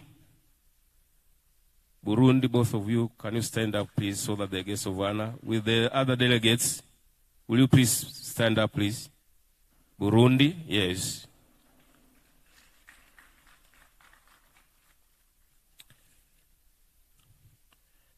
Also, we have head of delegation from Kenya, and all the delegates from Kenya, will you please stand up?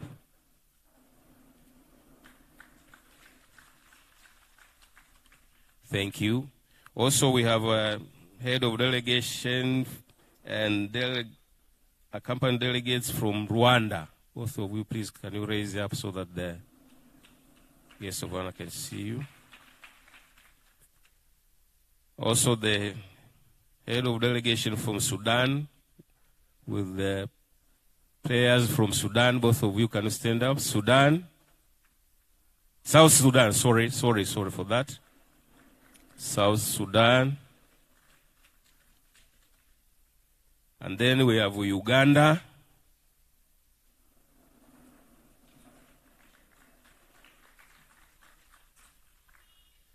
Also, we have the hosting country, Tanzania. Both of you, can you stand up so that the guests of honor can see you?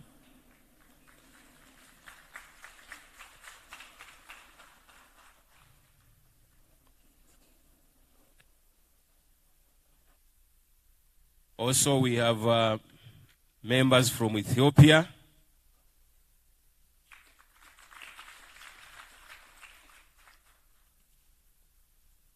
Thank you. Although our religious leaders have conducted prayers to us, but it is better to introduce them or to recognize them. Thank you.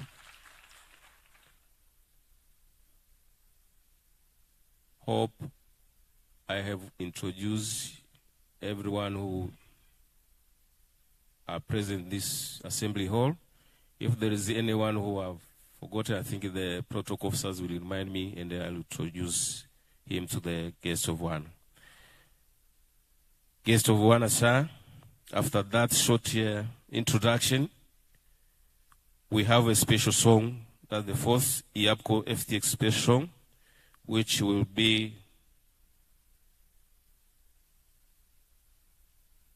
the entertainment. The special song will be sung by the Tanzania Police Force School Jazz Band, known as Super Quarter. Super Quarter, the stage is yours.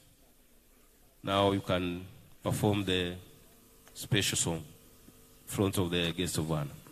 You're welcome.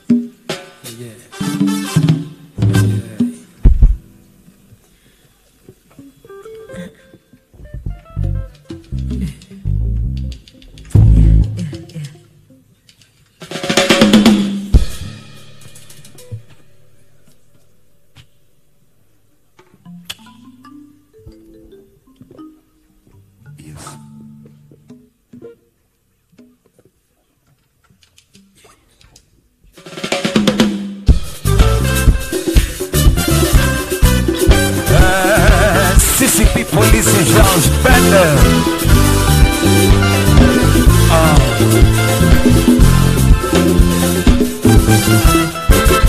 Leo tunawakaribisheni wote, karibuni.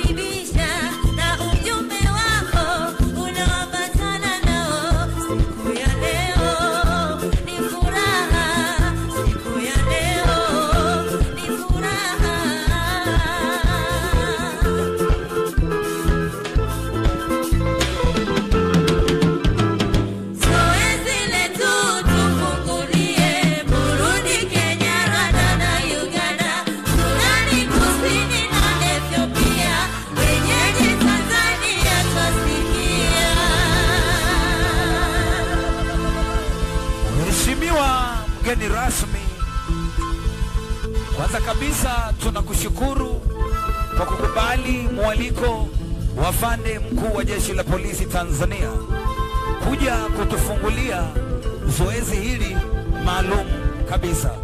Asante sana. Mheshimiwa mgeni rasmi, zoezi hili linalenga kuwajengea weledi, uzoefu na uwezo washiriki hawa wote watakaoshiriki zoezi hili. Mheshimiwa mgeni rasmi, zoezi hili linalenga kupambana na uhalifu unaovuka mipaka kama vile ugaidi, wizi wa mifugo na usafirishaji haramu wa binadamu. Na hii ndiyo maana tunasema usalama pamoja. Mheshimiwa mgeni rasmi, zoezi hili kwa uhalisia wake litafanyika huko katika nchi ya raha, ambapo washiriki hawa wote watapata wasaa wa kushiriki zoezi hilo kwa vitendo. Na ndiyo maana tunasema enhancing EAPCCOs readiness in responding to terrorism and transnational organized crime. Karibu sana mheshimiwa. Burundi, kazi njani. Comoros, kwezi kana baraka. Republic, Democratic Republic of Congo, Botebaninga, Djibouti. Hello, Djibouti. Yes. Bienvenue. Eritrea, salam. Ethiopia, salam. Kenya, Harambee. Rwanda, urakoze cyane. Seychelles, bienvenue. Somalia, Sodawada. Hello, South Sudan. Kudwar. Sudan. Ahlan wa sahlan. Wenyeji Jamhuri ya Muungano wa Tanzania. Kazi endelee. Uganda, webale konyabu, sebale gosebu. Uli bulungi. Kale, kale. Yes. Together.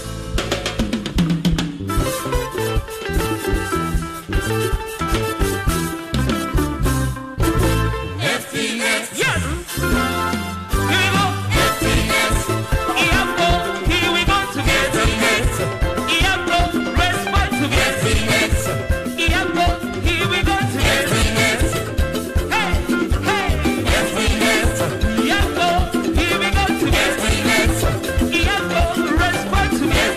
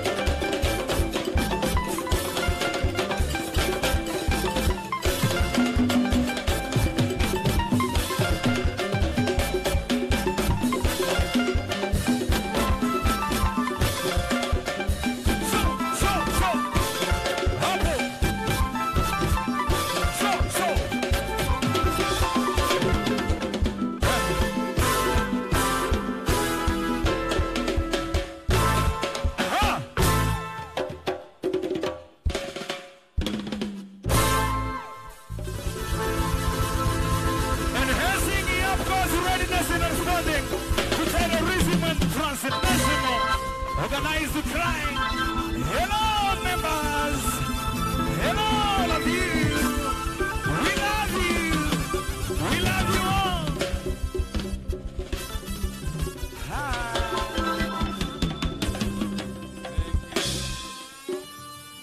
Thank you very much, Super Quarter. Let's clap for them, please. Very nice. This jazz band belongs to the Tanzania Police School here at They are not from Congo. They are from Tanzania, and especially from Tanzania Police Force. Thank you very much. Yes, of honor, sir. I've reminded here that when I was doing the introduction, I forgot to introduce some of the guests who are with us in this assembly hall, and I request you to introduce them to you. The first one is the representatives from the Institute of Security Studies, ICS, please. Can you stand up? ICS.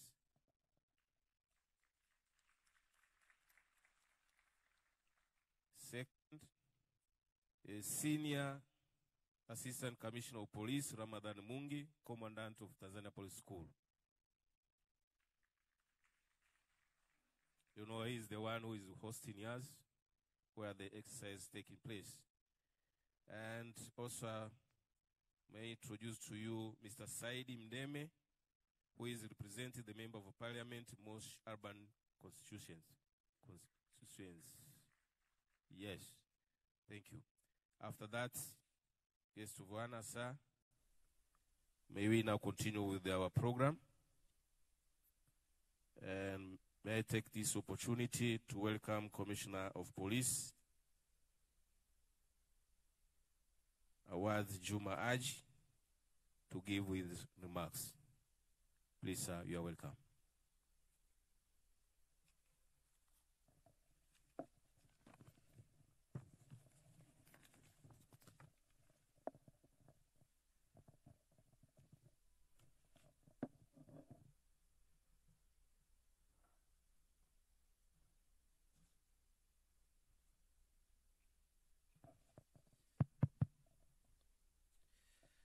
Honorable Dr. Madu Kaz, Deputy Permanent Secretary, Minister of Home Affairs, Inspector General of Police, Camillus Mongoso Wambura, Sir, Chief of Tanzania Police Force, Honorable Sevanius Mai, MOSHI District Commissioner, representing the Regional Commissioner of Kilimanjaro, Honorable Vita Kawawa, Member of Parliament and Chairperson of Parliament Committee, Foreign Defense and Security, representatives of head of security organs, as they have introduced here, Brigadier General Andrew Mugamba, for Chief of Tanzania People Defense Force, Mr. Alfred Isenye, for Director General Intelligence and Security Services,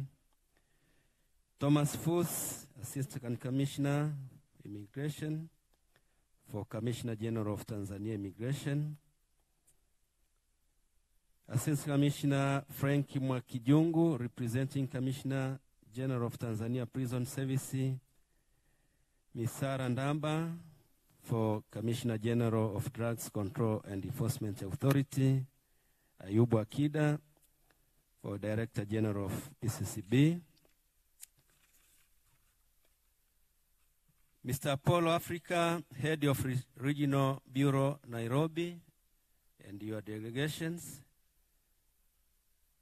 Permanent Secretary of EAPPCO, Mr. Isaiah Von Mezui, John Ndunguse, Head of Regional Counterterrorism Center of Excellence, and your delegations, Assistant Inspector General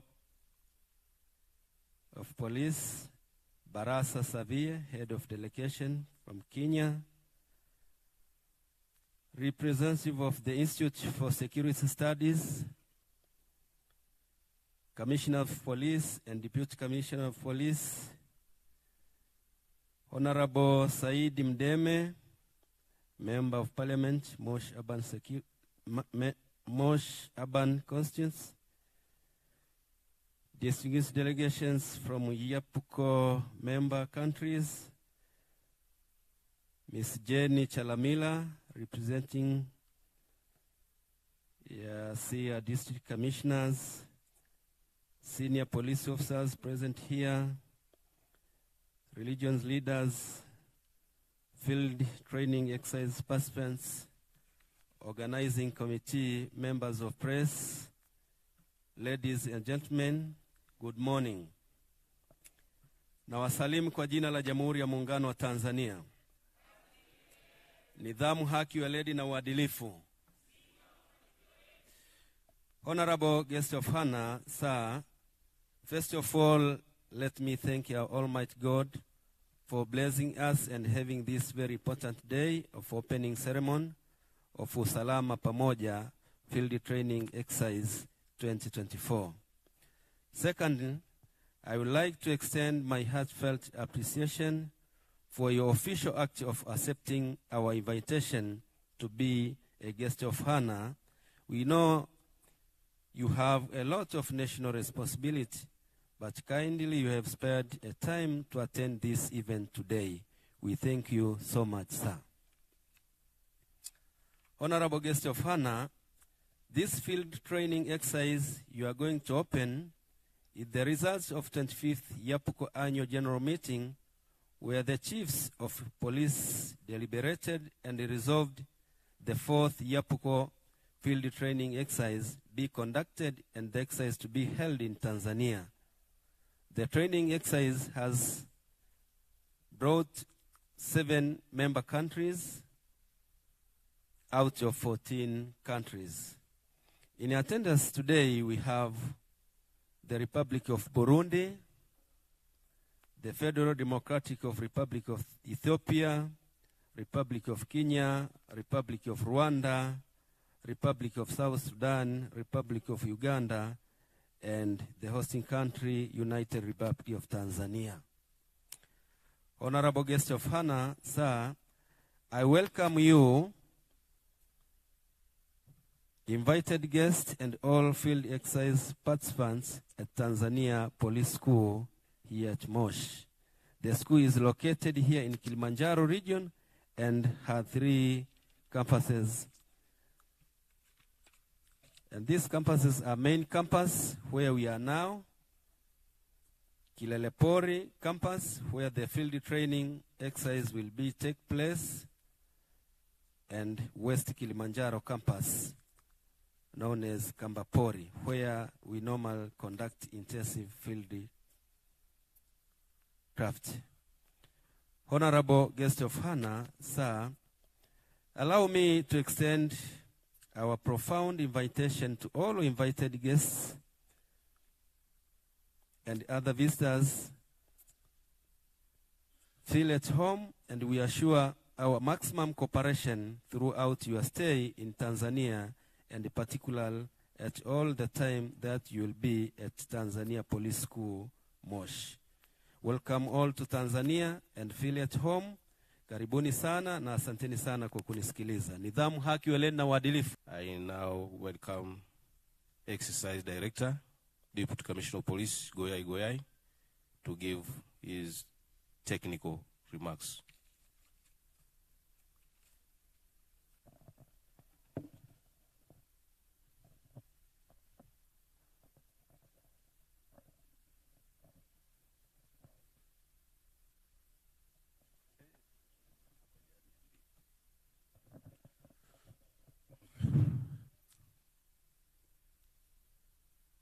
Honorable Sir, guest of honor, my name is Deputy Commissioner of Police, Goyai. In this occasion, I have an opportunity to be the exercise director of all of this exercise for all 7 member countries that have attended here. On my remarks,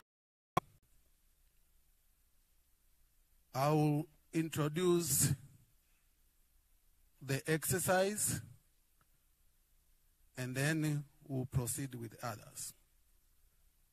Honorable Sir, Dr. Maduhu Kazi, Deputy Permanent Secretary, Minister of Home Affairs, representing the Minister of Home Affairs, the United Republic of Tanzania. Afande Inspector General of Police, Camillus Mongosi Wambura, Chief of Police Force, representing the EAPCCO chairperson. Honorable Zephania Sumai, MOSHI District Commissioner, representing Kilimanjaro Regional Commissioner. Honorable Mr. Vita Rashid Kawawa, Chairperson of Parliamentary Committee of Foreign Defense and Security Affairs, United Republic of Tanzania National Assembly. Mr. Poro Africa, Head of Regional Bureau, Nairobi, and your accompanying delegation. Brigadier General Mugamba, representing Chief of Defense Forces. Mr. Alfred Senye, representing Director General Intelligence Services.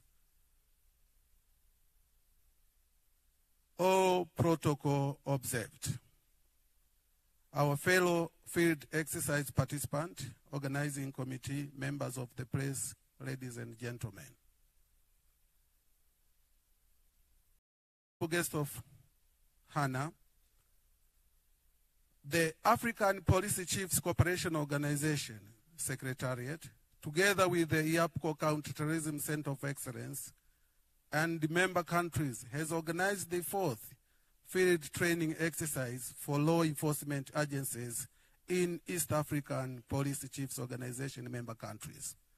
This field training exercise is hosted here in MOSHI municipality, Tanzania, from 13 to 17 April 2024. In this exercise, the exercise location will be here in MOSHI with the pseudocode Raha Republic. The theme of this exercise is enhancing EAPCCO member countries' readiness in responding to terrorism and transnational organized crime. 3 EAPCCO training exercises, which were held in Uganda, Kenya, and Rwanda. This year, 2024 EAPCCO FTX is aimed at assessing combating readiness for responding to complex terrorist-related incidents, to test the capacities of EAPCCO member countries to manage multi-stakeholder, cross-border counter-terrorism operations, harmonizing and implementing common regional standards, Ethiopia, Kenya, Rwanda, South Sudan, Uganda, and the host United Republic of Tanzania. The exercise, Sir, Honorable Guest of Honor, will comprise 6 operational scenarios for 2 days.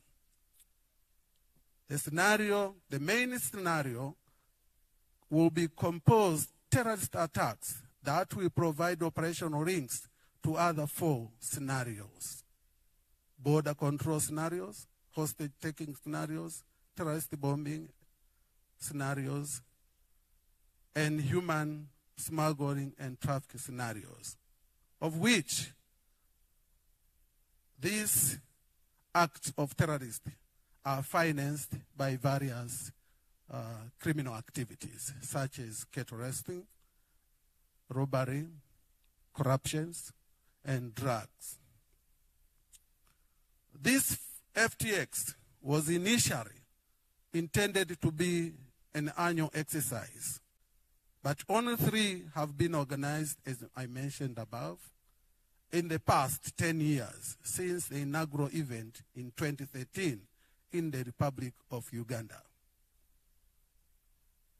The legal basis for the FTX are derived from the EAPCCO constitutions, EAPCCO resolutions.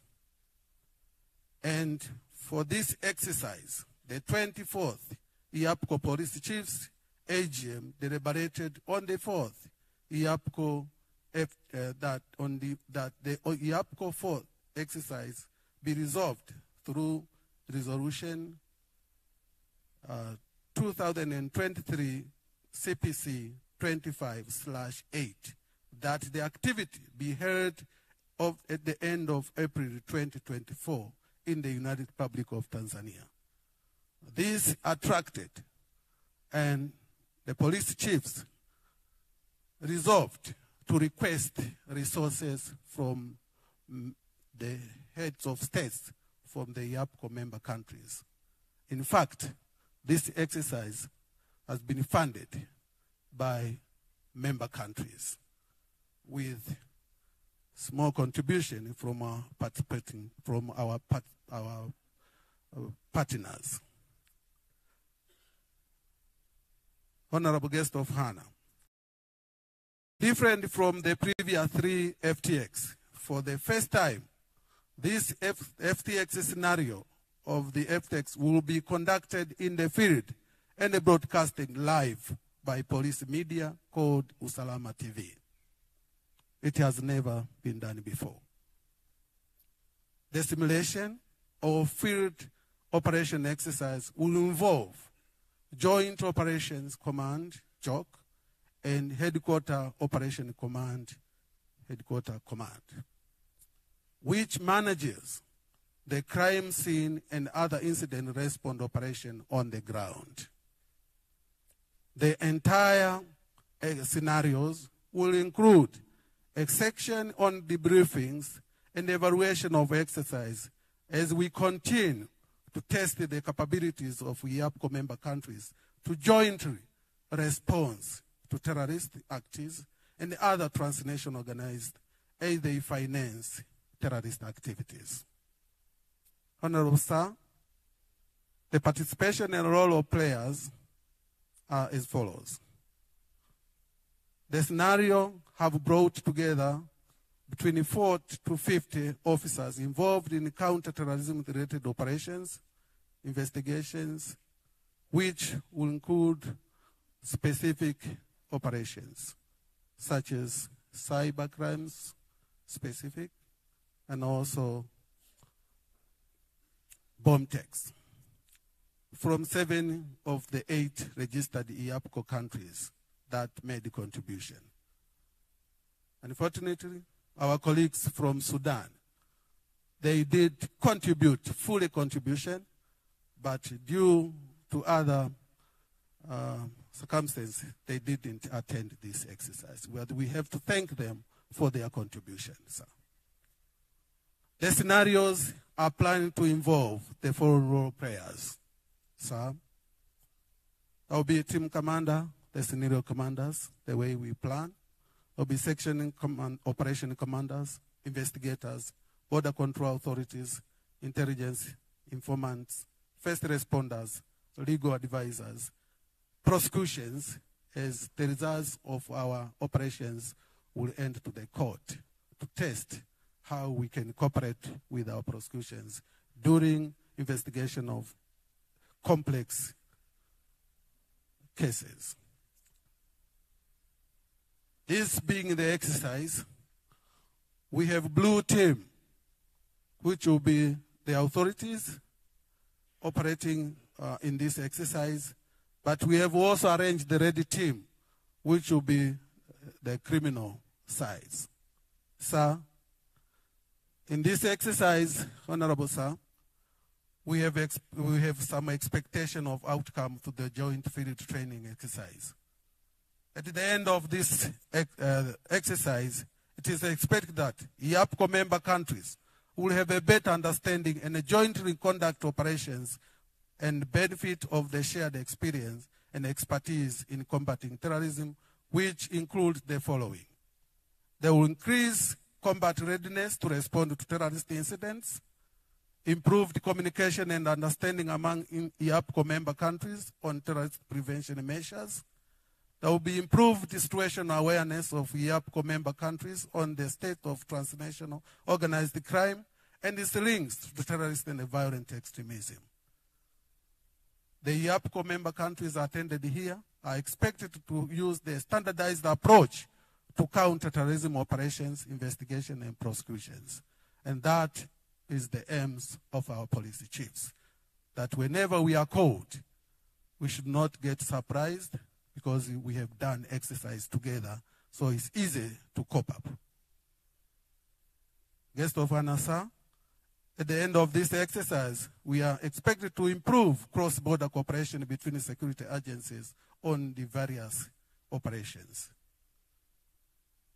Lastly, but not least, we are expected to improve understanding of the complex nexus between terrorism and transnational organized crime, such as terrorism, proliferation of firearms, terrorism financing, and among others, and strengthen regional intelligence collaboration and information sharing.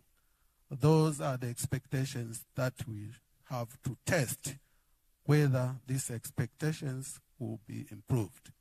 To do that, sir, we have various key appointment areas where we expect that we can reach to these expectation outcomes.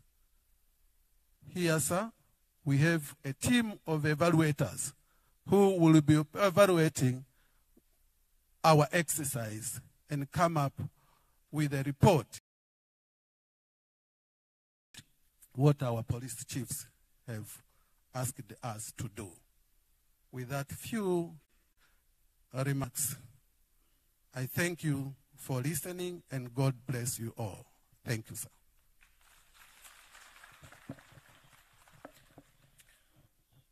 Thank you, Director of the exercise.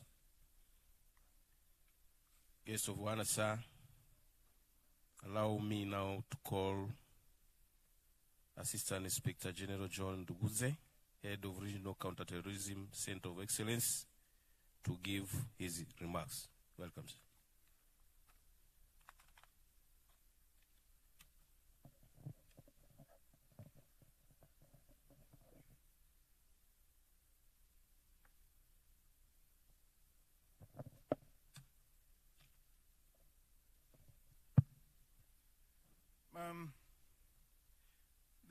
The chief guest, Dr. Maduhu Kazi, the Inspector General of Tanzanian Police Force, Inspector General Camillus Mangoso Wambura, the honorable member and members of parliament present, the heads of different government institutions in the Republic of Tanzania,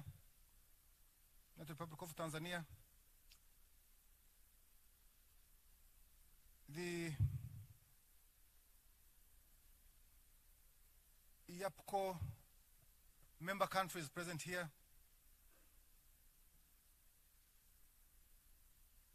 religious leaders,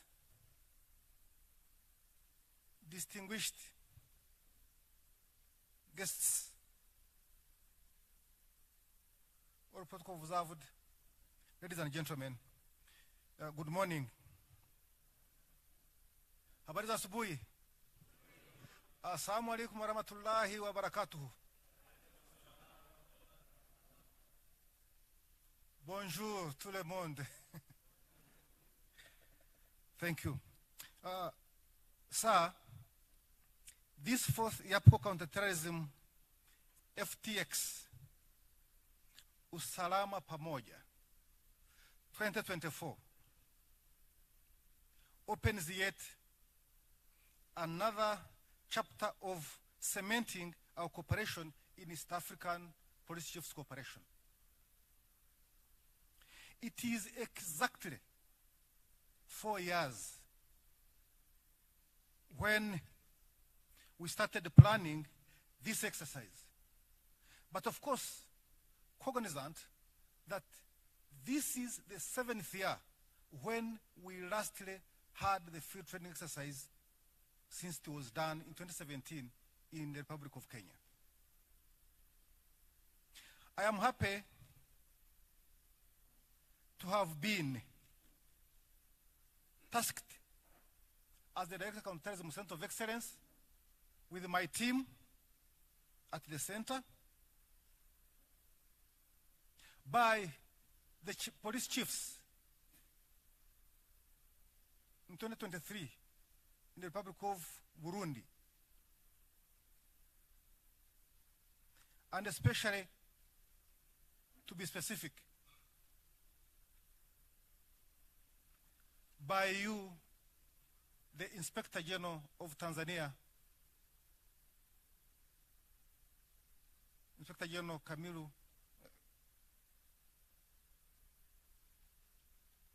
Camillus Wambura, when you said that I should identify partners who would work with us to deliver this. I want, sir, to take this opportunity to thank the ISS who came in to save us when UNODC could not do it, for both financial, technical support that we can now talk of today, in addition to the country's contributions. I want to thank that. Sir, also allow me to thank the Regional Bureau of Interpol, also which doubles as the Secretariat for the EAPCCO countries, that made the coordination and made all of this to happen as we are now today. On thanking again, lastly, sir, allow me thank the United Republic of Tanzania with your leadership, that you allowed us and made us plan for this exercise since we started 4 years ago. And now the planning team and everybody that was involved, jameni hongera. Sir, my work and my team, I want to report that on my part, I have delivered 100%. 100% I have delivered kazi kwenu.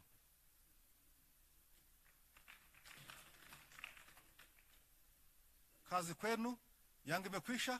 Mine is done, is to watch what you are going to do as the teams are going to participate. For those few words, sir, Mungu awabariki. God bless you.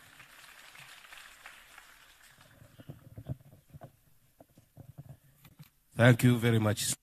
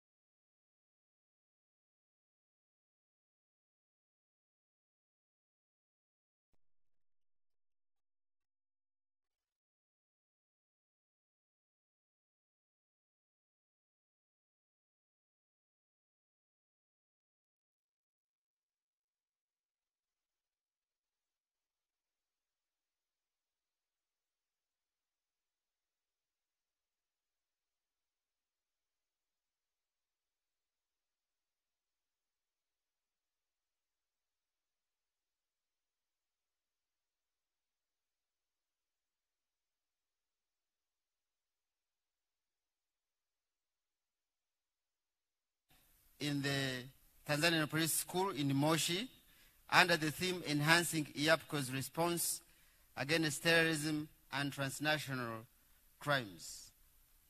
The resourcing and participation of member countries indicates the willingness of member countries to strengthen their cooperation in law enforcement activities and enhancing our readiness as a region to respond in an organized manner to any eventuality that may require coordinated response from different countries in the region. Guest of honor, sir, the EAPPCO Chiefs of Police, as the Director CTCOE just mentioned, while in the last year's annual general meeting in Bujumbura, Burundi, resolved and directed the EAPPCO Secretariat, together with the Regional Counterterrorism Center of Excellence, that this exercise be done before end of April 2024. As the Director said that his is done 100%, today I am happy that the Tanzania Police, together with the Secretariat and the Center of Counterterrorism Excellence in the region, as well as member countries, we are delivering to the EAPPCO resolution and Chiefs of Police Directive today. This is all thanks to the Inspector General of Tanzanian Police, who made it possible by appointing a dedicated team of officers and his personal involvement that we have organized the exercise that is being officially opened this morning. Please join me to give a big round of applause to the IGP Tanzania Police Force.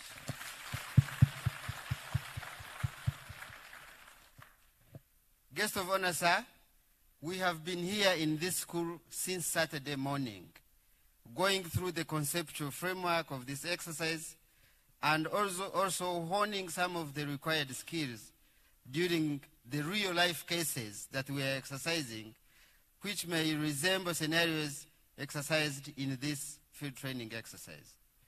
These last 2 days have been exciting and indicated how these officers from the region can adapt to working together very fast and very effective. Our partners, the Institute of Security,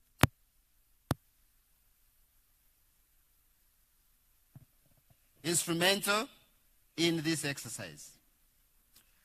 As you may be aware, guest of honor, sir, EAPPCO have a cooperation agreement with the Central African Police Chiefs Corporation that is in the process of being operationalized. It is from that that we invited the Permanent Secretary from Central African Police Chiefs Corporation to come and observe how we conduct this field training exercise, and him and his assistant are here with us today, and I also like to give them a round of applause for accepting our invitation. According to what has been observed so far, I have no doubt that the conduct of the exercise will be a big success and will provide a basis for an honest evaluation of our capabilities as a region, how effective we can be in responding to major terror incidents and related transnational organized crimes. The gaps that will be identified, we will work on closing them moving forward. I thank you very much.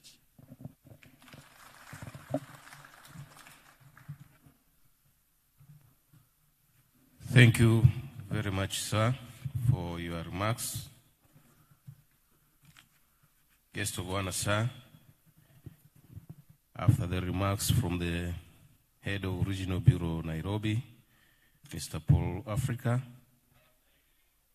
with your permission, may I now call the Chief of Police Force Tanzania, Inspector General of Police, Camillus Mwambura, sir, to give his remarks.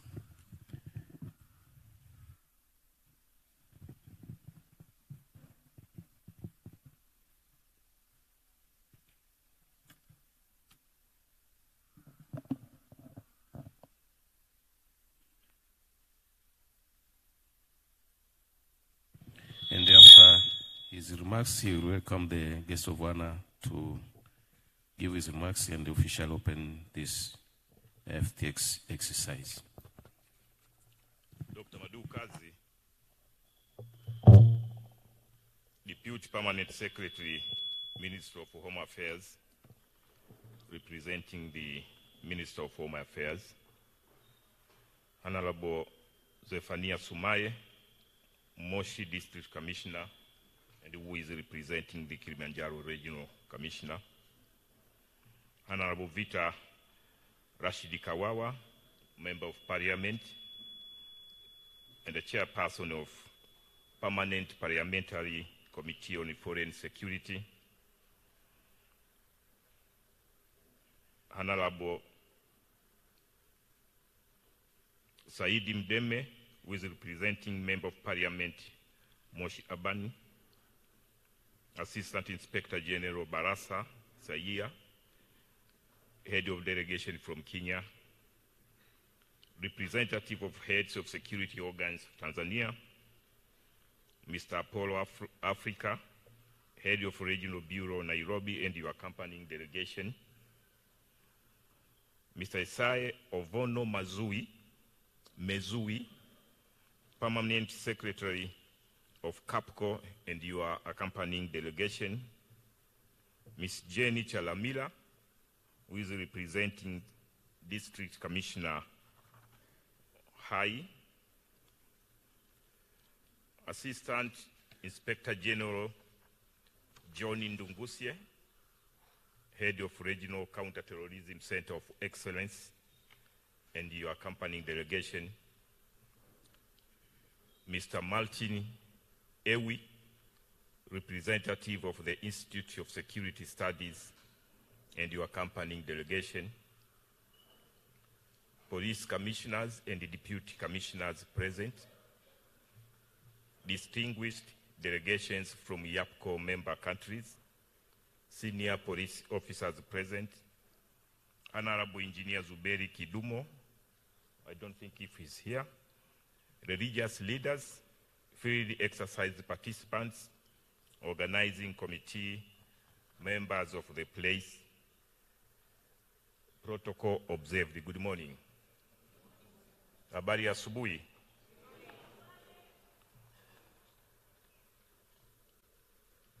Honorable guest of honor, I'm here standing before you in two capacities. First, as the head of police force in Tanzania, but I'm also representing the chairman or chairperson of EAPPCO, who is the Inspector General of Police of Burundi. We are expecting him to touch the ground today before sunset.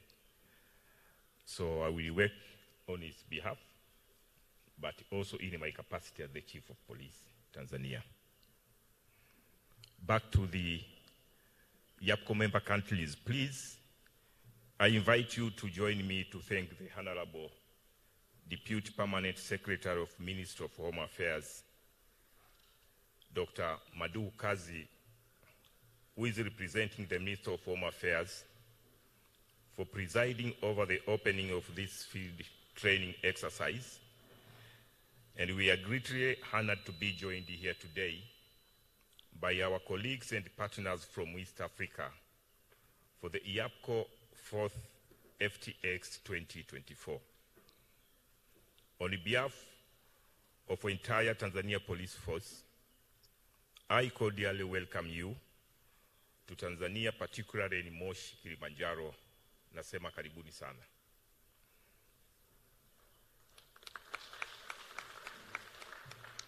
Honorable Chief Guest, we further recall and appreciate the government support and the decision made by Her Excellency, the President of the United Republic of Tanzania, Dr. Samia Suluhu Hassan, for accepting the EAPPCO 4th FTX with a theme USALAMA PAMOJA Field Training Exercise 2024 to be hosted in Tanzania. This is a demonstration of Tanzania's continued support towards law enforcement in East Africa, as well as peace and security across the globe. Guest of honor, Tanzania's police force is happy to host such an important gathering where we shall have the opportunity to share knowledge, ideas, and experience with the aim of making East Africa and the whole world a safer and better place to live. Let me also take this opportunity to appreciate the EAPCCO leadership, chiefs of police, and all delegates to this joint field training exercise for sparing time to come to Tanzania for this program that will demonstrate on security issues affecting our community. Indeed, this is a privileged opportunity for EAPCCO members to continue strengthening our long-existing joint force cooperation, and enables our ability to seamlessly operate, partners, and demonstrate EAPCCO commitment to a stable and peaceful security environment. Distinguished delegates, it is a great moment to reflect on the changing nature of law enforcement and how we can work together to build the synergy that deliver our respective mandates as law enforcement agencies, and indeed EAPCCOs continued efforts to fight against modern security and policing threats that are transnational and organized in nature. Through joint operations, training and exercises, exchange of the best practices and expertise, exchange of intelligence, exchange of fugitives, repatriation of exhibits, and so on. Honorable Chief Guest, we also thank the Regional Bureau Secretariat in Nairobi for making this event happen. We further thank the Counter-Terrorism Center of Excellence for coordinating the exercise, and lastly, but not least, we appreciate and recognize the Institute for Security Studies for financing one inject in this exercise, which is Keto Rustling.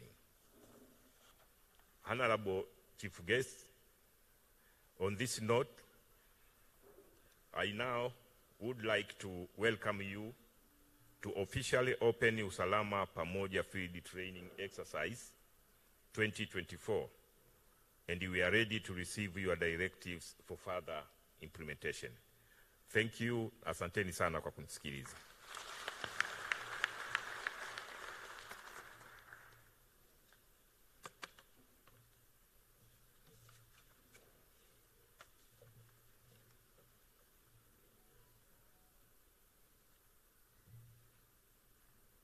Mr. Wanasa, you can now proceed to the podium to deliver your opening speech, as the Inspector General has requested you to start delivering your speech.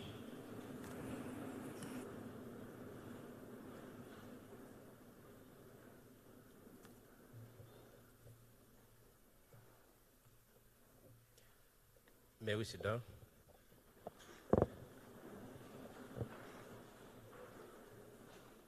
Inspector General of Police Force, Tanzania, Camillus Mwongoso Wambura, who is the Chief of Tanzania Police Force, Honorable Zephania Sumaye, Moshi District Commissioner, representing Kilimanjaro Regional Commissioner, Honorable Vita Kawawa, who is a Member of Parliament and Chairperson of the Parliamentary Committee for Foreign Defense and Security Matters, Mr. Apollo Africa, Head of Regional Bureau, Nairobi, and your accompanying delegation, Brigadier General Andrew Mugamba, who is representing Chief of Defense Forces, Tanzania, Mr. Alfred Senye, representing Director General of Intelligence Services, Tanzania, Thomas Fusi, representing Commissioner General of Immigration, Tanzania, Ayubu Akida, who is representing Director General of Prevention and Combating Corruption from Tanzania Bureau, all other delegates,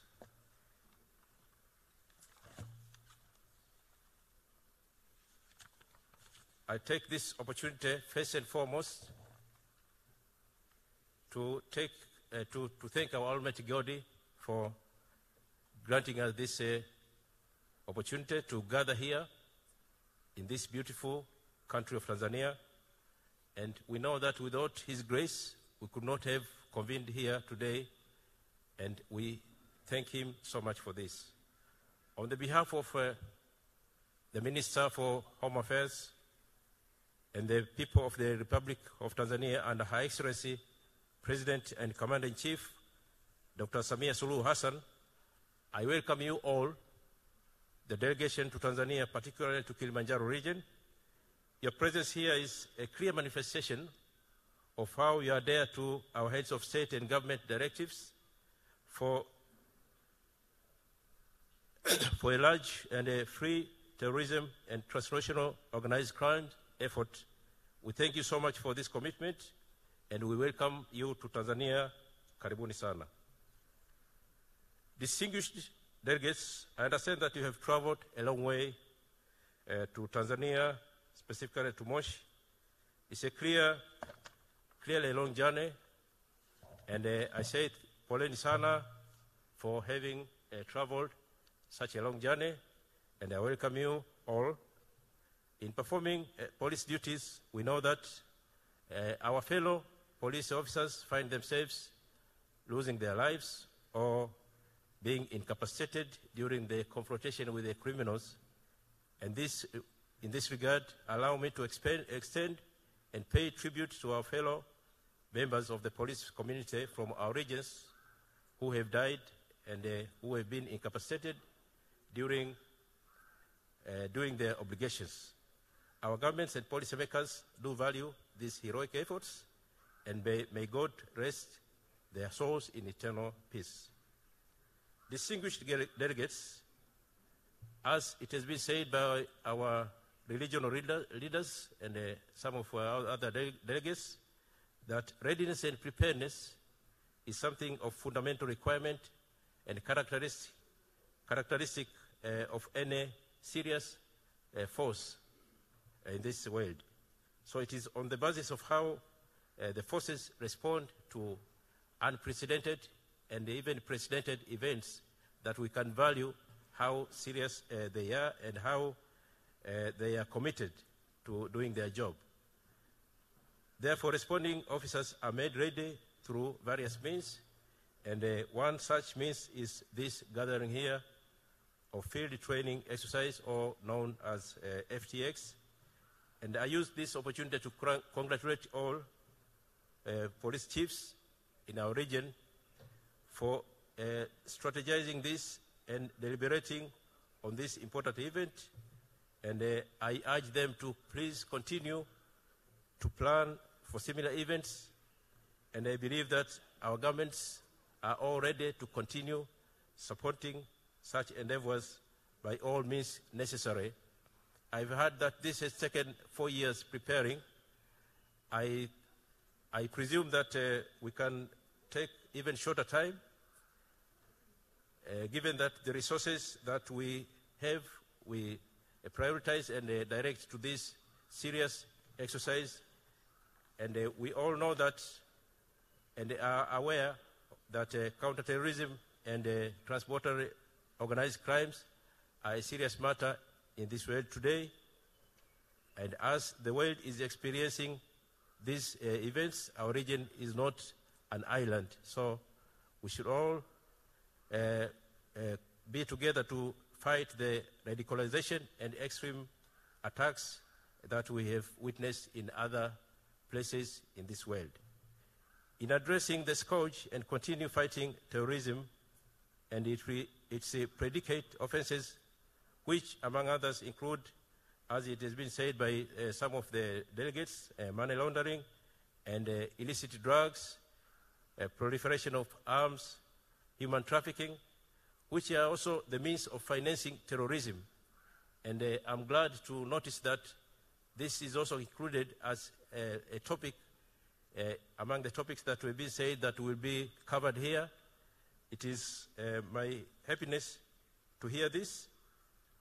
And as I said, all these predicate offenses have proved to be very important source of financing to terrorism and transborder organized crimes.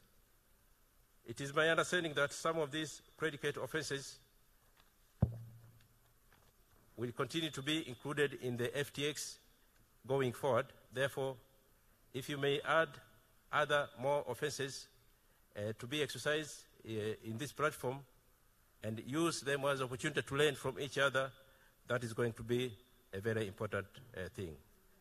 You all know that terrorist networks also use or take advantage of the porous borders among our countries and the security gaps that do exist.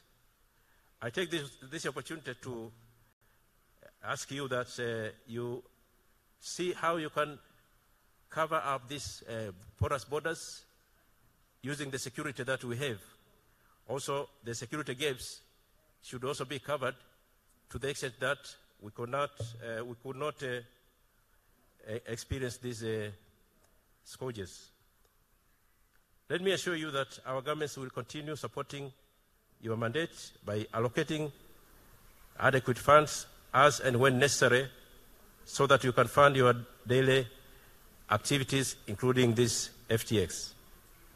I ask you to remain united in curbing transnational organized crimes, both at the national, regional, and international levels. It is my sincere happiness that being together in exercises such as FTX is a very important symbol of being united in this region. And I want to use this opportunity to reiterate by welcoming you all to the United Republic of Tanzania. Tanzania Police Force and the Ministry of Home Affairs at large will be at your disposal to render any assistance as you may need. I ask you to take time to enjoy and practice this training as if you are in your home ground and make Tanzania your second home and also motherland. Besides, please enjoy the tourist atmosphere of MOSHI region, Kilimanjaro, and Tanzania during this and after this exercise. But also, if you have enough opportunity, take time to also enjoy other tourist attractions that we have in this country, including the Serengeti and Ngorongoro. Make yourself comfortable there and enjoy that opportunity. At this juncture, I would like to declare that USALAMA PAMOJA field training exercise is officially opened, and I thank you very much for your attention, and may God bless you as you conduct your exercise. Thank you very much. Asanteni sana. May we all stand up, please, and clap for the...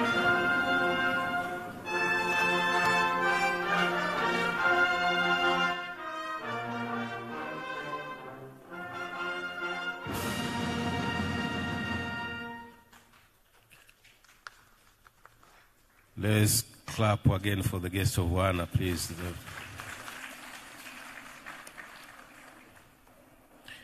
Guest of honor, sir, and the high table.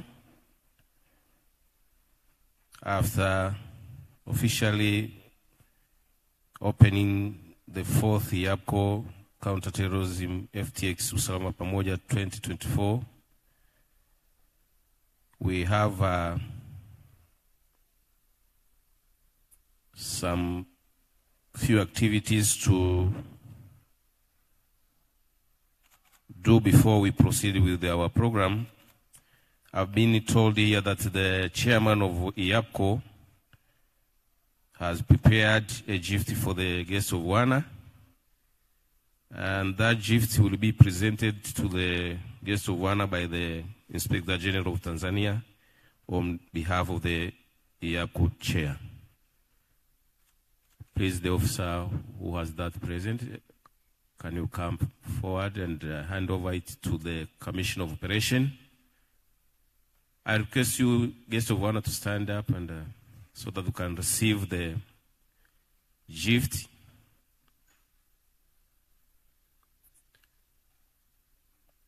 I think it's better to open it so that it can be seen.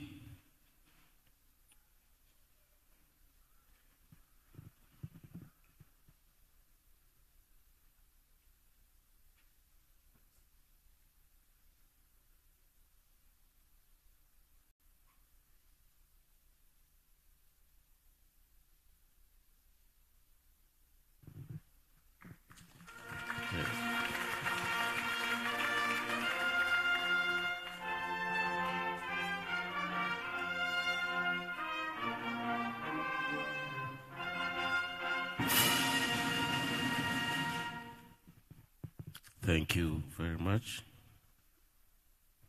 We can now sit. Oh, sorry.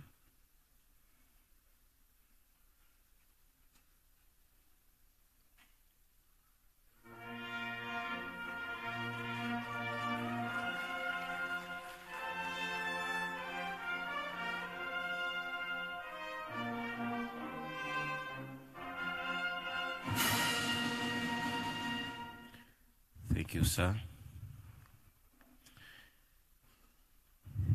Guests of honor, sir, after that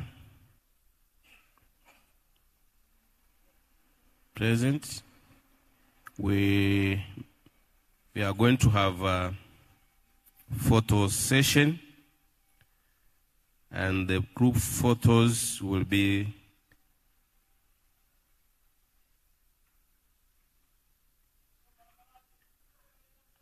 as follows. The first one will be the high table. First of all, guests of honor, the photo session will take place outside this assembly hall outside the academic block. So the first photo will be the high table. The second one will be high table and heads of delegation. That's the member countries who are participating in this field exercise. Also the representative of ICS and the EAPPCO and delegates from Arabi Nairobi. The third one will be the high table plus members of the security organs and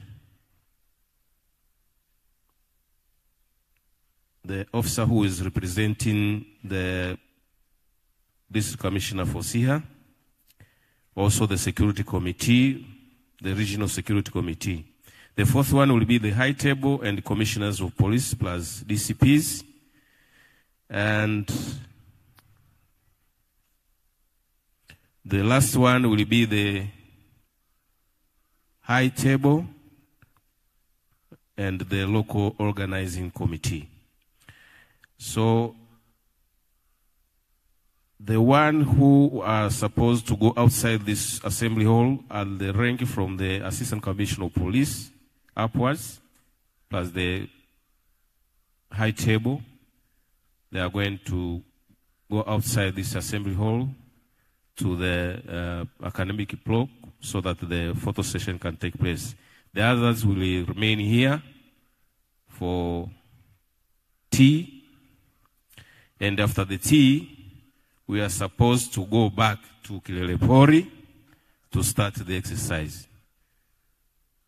Thank you, sir. Guest of honor, I now request you to lead us to the area where the photo session will take place.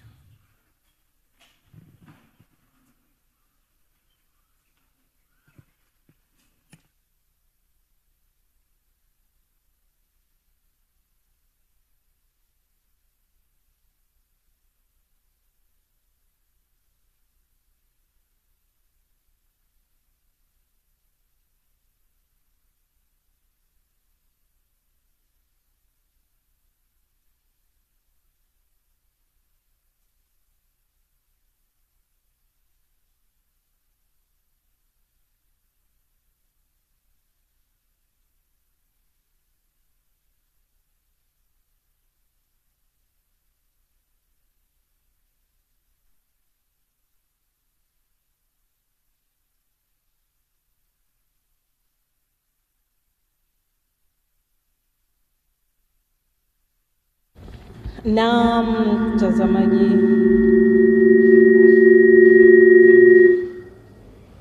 mtazamaji, wa Usalama TV, kama unavyoona basi tayari lile tukio rasmi la ufunguzi wa zoezi hili la ushirikiano umeshafanyika, ambapo mgeni rasmi Mheshimiwa Dr. Maduhu Kazi ambaye ni naibu katibu mkuu Wizara ya Mambo ya Ndani ya Nchi ndio amefungua rasmi zoezi hili. Na kumbuka kwamba Mheshimiwa Maduhu Kazi amemwakilisha Waziri wa Mambo ya Ndani ya Nchi, Mheshimiwa Injinia Mhandisi Hamadi Masauni Mbunge. Na miongoni mwa ambayo yametokea pale ukumbini, kama ambavyo tumeona, kulikuwa na burudani, lakini kulikuwa na sala zile, lakini kulikuwa na hotuba, kulikuwa na maongezi mbalimbali ambayo walitanguliwa kwanza na Kamishna Operation na Mafunzo wa Jeshi la Polisi, ambaye kimsingi yeye ndiye mwenye zoezi hili, kwa sababu unapoongelea mafunzo, unapoongelea operations ziko chini ya Commission Operation na Mafunzo ambayo inaongozwa na Kamishna Awadhi. Kwa hiyo aliweza kutoa neno la ukaribisho, na baada ya hapo basi ratiba iliweza kuendelea kwa kupata maneno kutoka kwa mkurugenzi wa zoezi ambaye ni naibu kamishna wa polisi Goyai ambaye aliweza kueleza kuhusiana na zoezi hili, lakini baadaye basi aliweza kumkaribisha director wa CTC ambaye naye aliongea, na baadaye akamkaribisha mkuu wa RB kule Nairobi, ndugu Apollo Africa, na baadaye tukaweza kuona mkuu wa Jeshi la Polisi Tanzania aliongea na kumkaribisha mgeni rasmi ambaye aliongea. Lakini vile vile pia kulikuwa na sehemu ya burudani, tuliweza kuona tumeona Superquata ambao wamewaburudisha wageni wetu. Mbali ya hapo pia kumekuwa na zawadi. Kuna zawadi ambayo mgeni rasmi alipewa, amekabidhiwa kupitia kwa mkuu wa Jeshi la Polisi Tanzania. Na hii ni ukarimu kwamba mgeni anapokuja nyumbani basi lazima aondoke na kitu chochote kama kumbukumbu ya tukio hili adhimu ambalo limetokea leo. Basi mtazamaji, lakini pia kama tulivyokuwa tumekufahamisha awali kwamba pamoja na mambo mengine yote, lakini pia tuliweza kupata wasaa wa kuzungumza na kujadiliana kidogo na mmoja kati ya waratibu wa zoezi hili, ambaye aliweza kutufahamisha na kutuelezea zoezi hili hasa ni nini, lilianzaje, limetokea wapi, na kwa nini zoezi hili na kwa nini limekuja kufanyika Tanzania. Basi ni vizuri pia baadaye tutaweza kukuonesha ili uweze kujua, ili uweze kupata ABCD ya zoezi hili. Lakini vile vile Nova, kama tulivyomueleza awali mtazamaji, zoezi hili linaenda kufanyika katika nchi ya kufikirika. Nchi ya kufikirika ambayo inaitwa Jamhuri ya Nchi ya Raha, ambayo imetengenezwa ndani ya mkoa wa Kilimanjaro. Ina mipaka na ina majirani. Ina uongozi. Ina shughuli mbalimbali za kiuchumi zinazoendelea katika nchi hiyo. Na wasema nchi hii ya kufikirika ina wakazi, asilimia kubwa ya wakazi wake ni vijana kati ya umri wa miaka 15, 18, yani wale vijana wale ambao ni barobaro. Kwa hiyo nchi hii ya kufikirika ambayo ipo ndani ya mkoa huu wa Kilimanjaro ndipo ambapo tukio sasa zoezi hili zima linaenda kufanyika, ambapo lengo lake hasa zoezi hili ni utayari wa askari wa polisi wa majeshi ya polisi katika ukanda huu wa mashariki mwa Afrika, kuonesha ni namna gani wanaweza kukabiliana na makosa, lakini kushirikiana katika kukabiliana na makosa yanovuka mipaka. Makosa hayo yamo pia dawa za kulevya, kuna ugaidi, wizi, uporaji wa mifugo unatokea katika maeneo mbalimbali katika, lakini wizi wa magari, kuna wizi wa magari ndio pia ni moja ya makosa ambayo tunasema kwamba ni makosa ambayo yanavuka mipaka. Kwa hiyo yapo makosa, lakini pia kuna usafirishaji haramu wa binadamu, na hili limekuwa likitokea pia katika ukanda wetu. tumeona vyombo mbalimbali vya habari vikiwa vinaandika ama vinarusha wahamiaji haramu kukamatwa Tanzania ama kwenye nchi zingine. Kwa hiyo hili ni moja ya zoezi ambalo litaenda kufanyika kwa uhalisia namna ambavyo majeshi haya ama vikosi hivi vitaenda kukabiliana na makosa hayo. Na pia zoezi hili kimsingi litakuwa ni zoezi la ndani, ni zoezi ambalo halitatoka nje, litakuwa tu ni ndani moja kwa moja kwa ajili ya washiriki watakao kuwa kutoka nchi shiriki, lakini pia washiriki wa Tanzania ambao kiujumla wake wote ni takriban washiriki 600 ambao wataweza kushiriki kwenye zoezi hili. Lakini siku ya kufunga pia tutaweza kuonesha mubashara ili wananchi waweze kuona, lakini si tu wananchi, maonesho na matangazo haya pia yanaruka hata kwa nchi shiriki ambao wamekuja hapa maafisa habari wao ambao wako responsible na yes. Kwa mfano Uganda South Sudan Kusini, lakini Burundi, Rwanda. Kwa hiyo matangazo haya pia yanarushwa mpaka kule kwa zile nchi shiriki ambazo wametuma maafisa wao wa habari wako hapa wa majeshi ya polisi kwa nchi zao. Na wenyewe wameweza kushuhudia moja kwa moja ufunguzi huu rasmi wa zoezi. Na kazi hii yote inafanywa na Usalama TV. Usalama TV tutakufikia popote pale ulipo kukuhabarisha na kuhakikisha kwamba unapata kitu kilicho bora. Kwa hiyo msikilizaji, tulikuwa tukiendelea kukujuza namna zoezi hili linavyoenda kufanyika. Kwa hiyo pale nchi ya raha sasa hivi baada ya ratiba rasmi ya ukumbini kukamilika, tutakwenda raha. Tunaenda nchi ya raha. Lakini kabla ya kwenda nchi ya raha, tutaweza kukuletea ile mahojiano ambayo tuliweza kufanya na mmoja wa waratibu ambaye aliweza kuelezea. Lakini kabla ya kufika huko Nova, kabla ya kwenda ukumbini, ukumbuke kulikuwa na gwaride rasmi la bendera, upandishaji wa bendera ambalo limefanyika asubuhi likiwashirikisha askari wa polisi, askari wakaguzi na maafisa kutoka nchi shiriki kwa uwakilishi. Kwa sababu tumesema kwamba zoezi hili linajumuisha washiriki zaidi ya 600. Kwa hiyo kulikuwa na wawakilishi kutoka hizo nchi shiriki ambao waliingia na gwaride likiongozwa na brass band ya jeshi la polisi Tanzania, na waliweza kuingia. Na baada ya gwaride kuingia, basi bendera ya EAPCCO iliweza kuingizwa uwanjani. Na baada ya hapo wageni mbalimbali walikuwa wanaendelea kufika, lakini alipofika mkuu wa jeshi la polisi Tanzania ambaye ndiye mwenyeji wa tukio hili aliweza kupokea salamu ya mkuu. Na baada ya hapo na baada ya hapo basi tulimpokea mgeni rasmi ambaye ni naibu katibu mkuu Wizara ya Mambo ya Ndani ya Nchi, Dr. Maduhu Kazi, ambaye alipofika aliweza kupokea salamu ya mkuu. Na baada ya salamu ya mkuu, kamanda wa gwaride aliweza kumuomba mheshimiwa mgeni rasmi kugeuka. Unajua wakati wanaingia uwanja ule wa gwaride una upande ambao ya lile jukwaa lile kuu lilivyo pale, saluting dais inaitwa kitaalam, imeangalia upande ambapo gwaride lipo, lakini sasa alitakiwa kugeuka. Kwa hiyo aliombwa akageuka upande ambapo bendera zimesimikwa. Na basi pale uliweza kupigwa wimbo wa taifa wa Tanzania, kwa sababu ni ufunguzi, unapigwa kwanza wimbo wa nchi mwenyeji. Na ni heshima kubwa. Baada ya hapo ulipigwa wimbo wa Interpol, na baada ya wimbo wa Interpol kupigwa, bendera zilipandishwa na hizi ni bendera za washiriki kwa nchi zote 14. Na zimepandishwa na askari wetu wa jeshi la polisi Tanzania kwa ukakamavu na wakiongozwa na mkaguzi msaidizi wa polisi Emmanuel Semfukwe.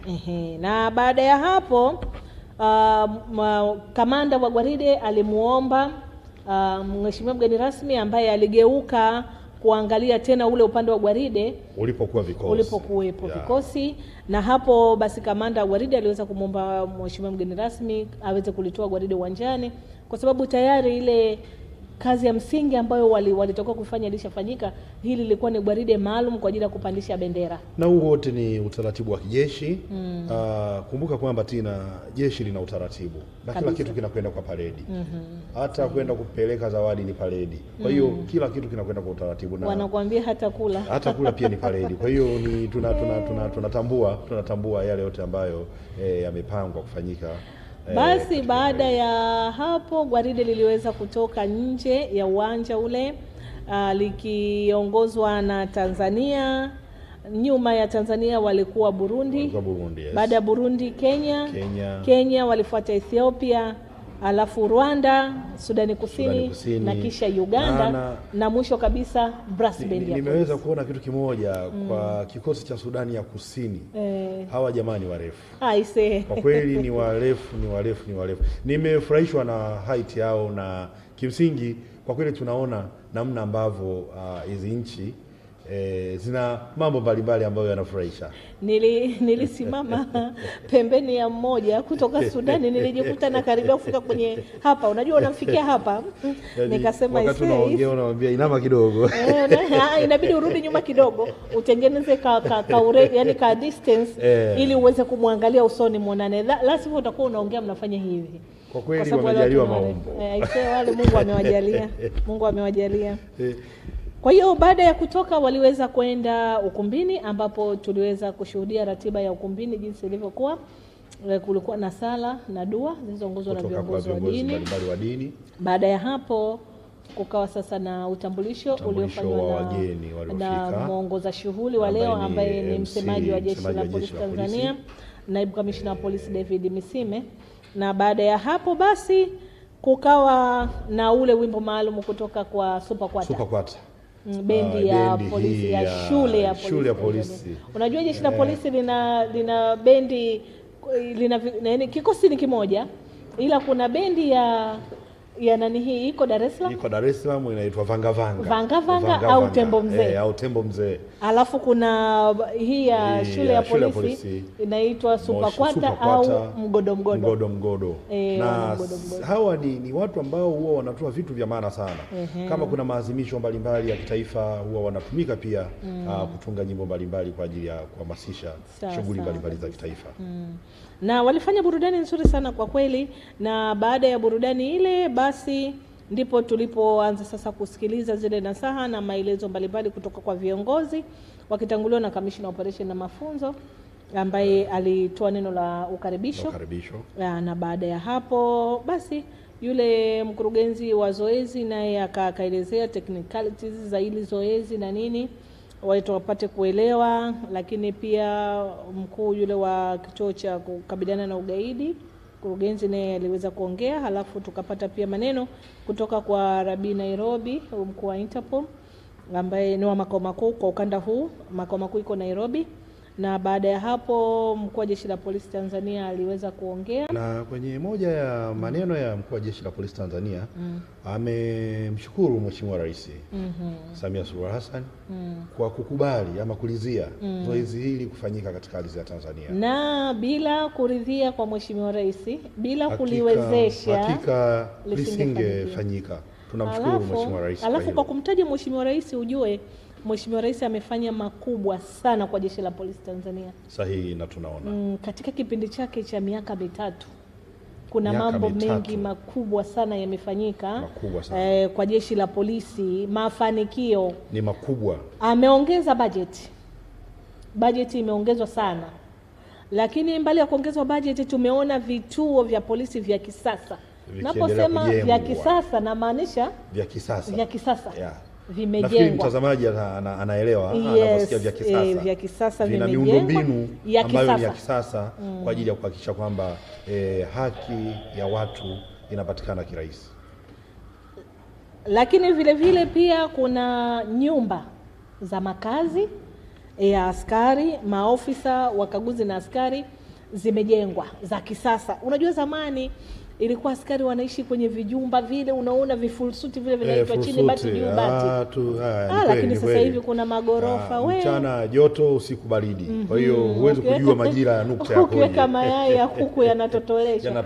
Lakini sasa hivi watu wanaishi kwenye nyumba za kisasa Askari polisi wa maofisa wakaguzi wamejengewa nyumba safi nzuri za kisasa, magorofa. Ni kazi ya Mheshimiwa Rais. Na hiyo yote imefanyika ndani ya miaka mitatu. Lakini tena usisahau kuna jambo moja ambalo Mheshimiwa Rais kwa kweli amelifanya. Ajira. Kwanza kabla hujafika kokote, ajira. Aise, katika kipindi ambacho Jeshi la Polisi Tanzania limefanikiwa kuajiri ni kipindi hiki.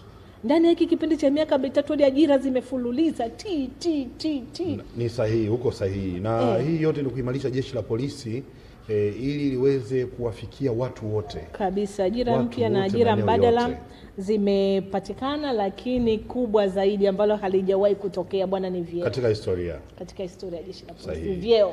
Wewe pia ni shahidi. Na mimi ni shahidi, na ni miongoni mwa wale watu ambao wamenufaika na upandishaji na wewe ukiwemo. Sahihi kabisa. Ni miongoni mwa wanufaika. Tumeweza kupata na sisi kunufaika kupata vyeo katika kipindi hiki cha miaka mitatu ya serikali. Kwa sasa wewe ni mrakibu msaidizi wa Jeshi la Polisi Tanzania. Sasa mrakibu msaidizi wa Jeshi la Polisi Tanzania. Na bado vinaendelea kuja kwa rehema za Mwenyezi Mungu. Kwa hiyo vyeo vilipandishwa kwa kiasi kikubwa katika hali ambayo haijawahi kutokea tangu kuanzishwa kwa Jeshi la Polisi. Tumpongeze Mheshimiwa Rais. Kwa kweli tumpigie na makofi. Yaani alichokifanya Mheshimiwa Rais, asante sana. Bravo. Kwa ulichotufanyia Jeshi la Polisi. Maboresho ni makubwa, ni mazuri sana kiasi kwamba yani sijui kama kuna mtu basi atakuwa mchawi. Lakini pia tuwapongeze viongozi wa Jeshi la Polisi Tanzania. Kwa kweli chini ya uongozi wake mkuu wa Jeshi la Polisi Tanzania, mtu makini sana. Hana maneno mengi. Haongei sana, lakini vitendo ni vikubwa. Ni vitendo. Mzee wa quality.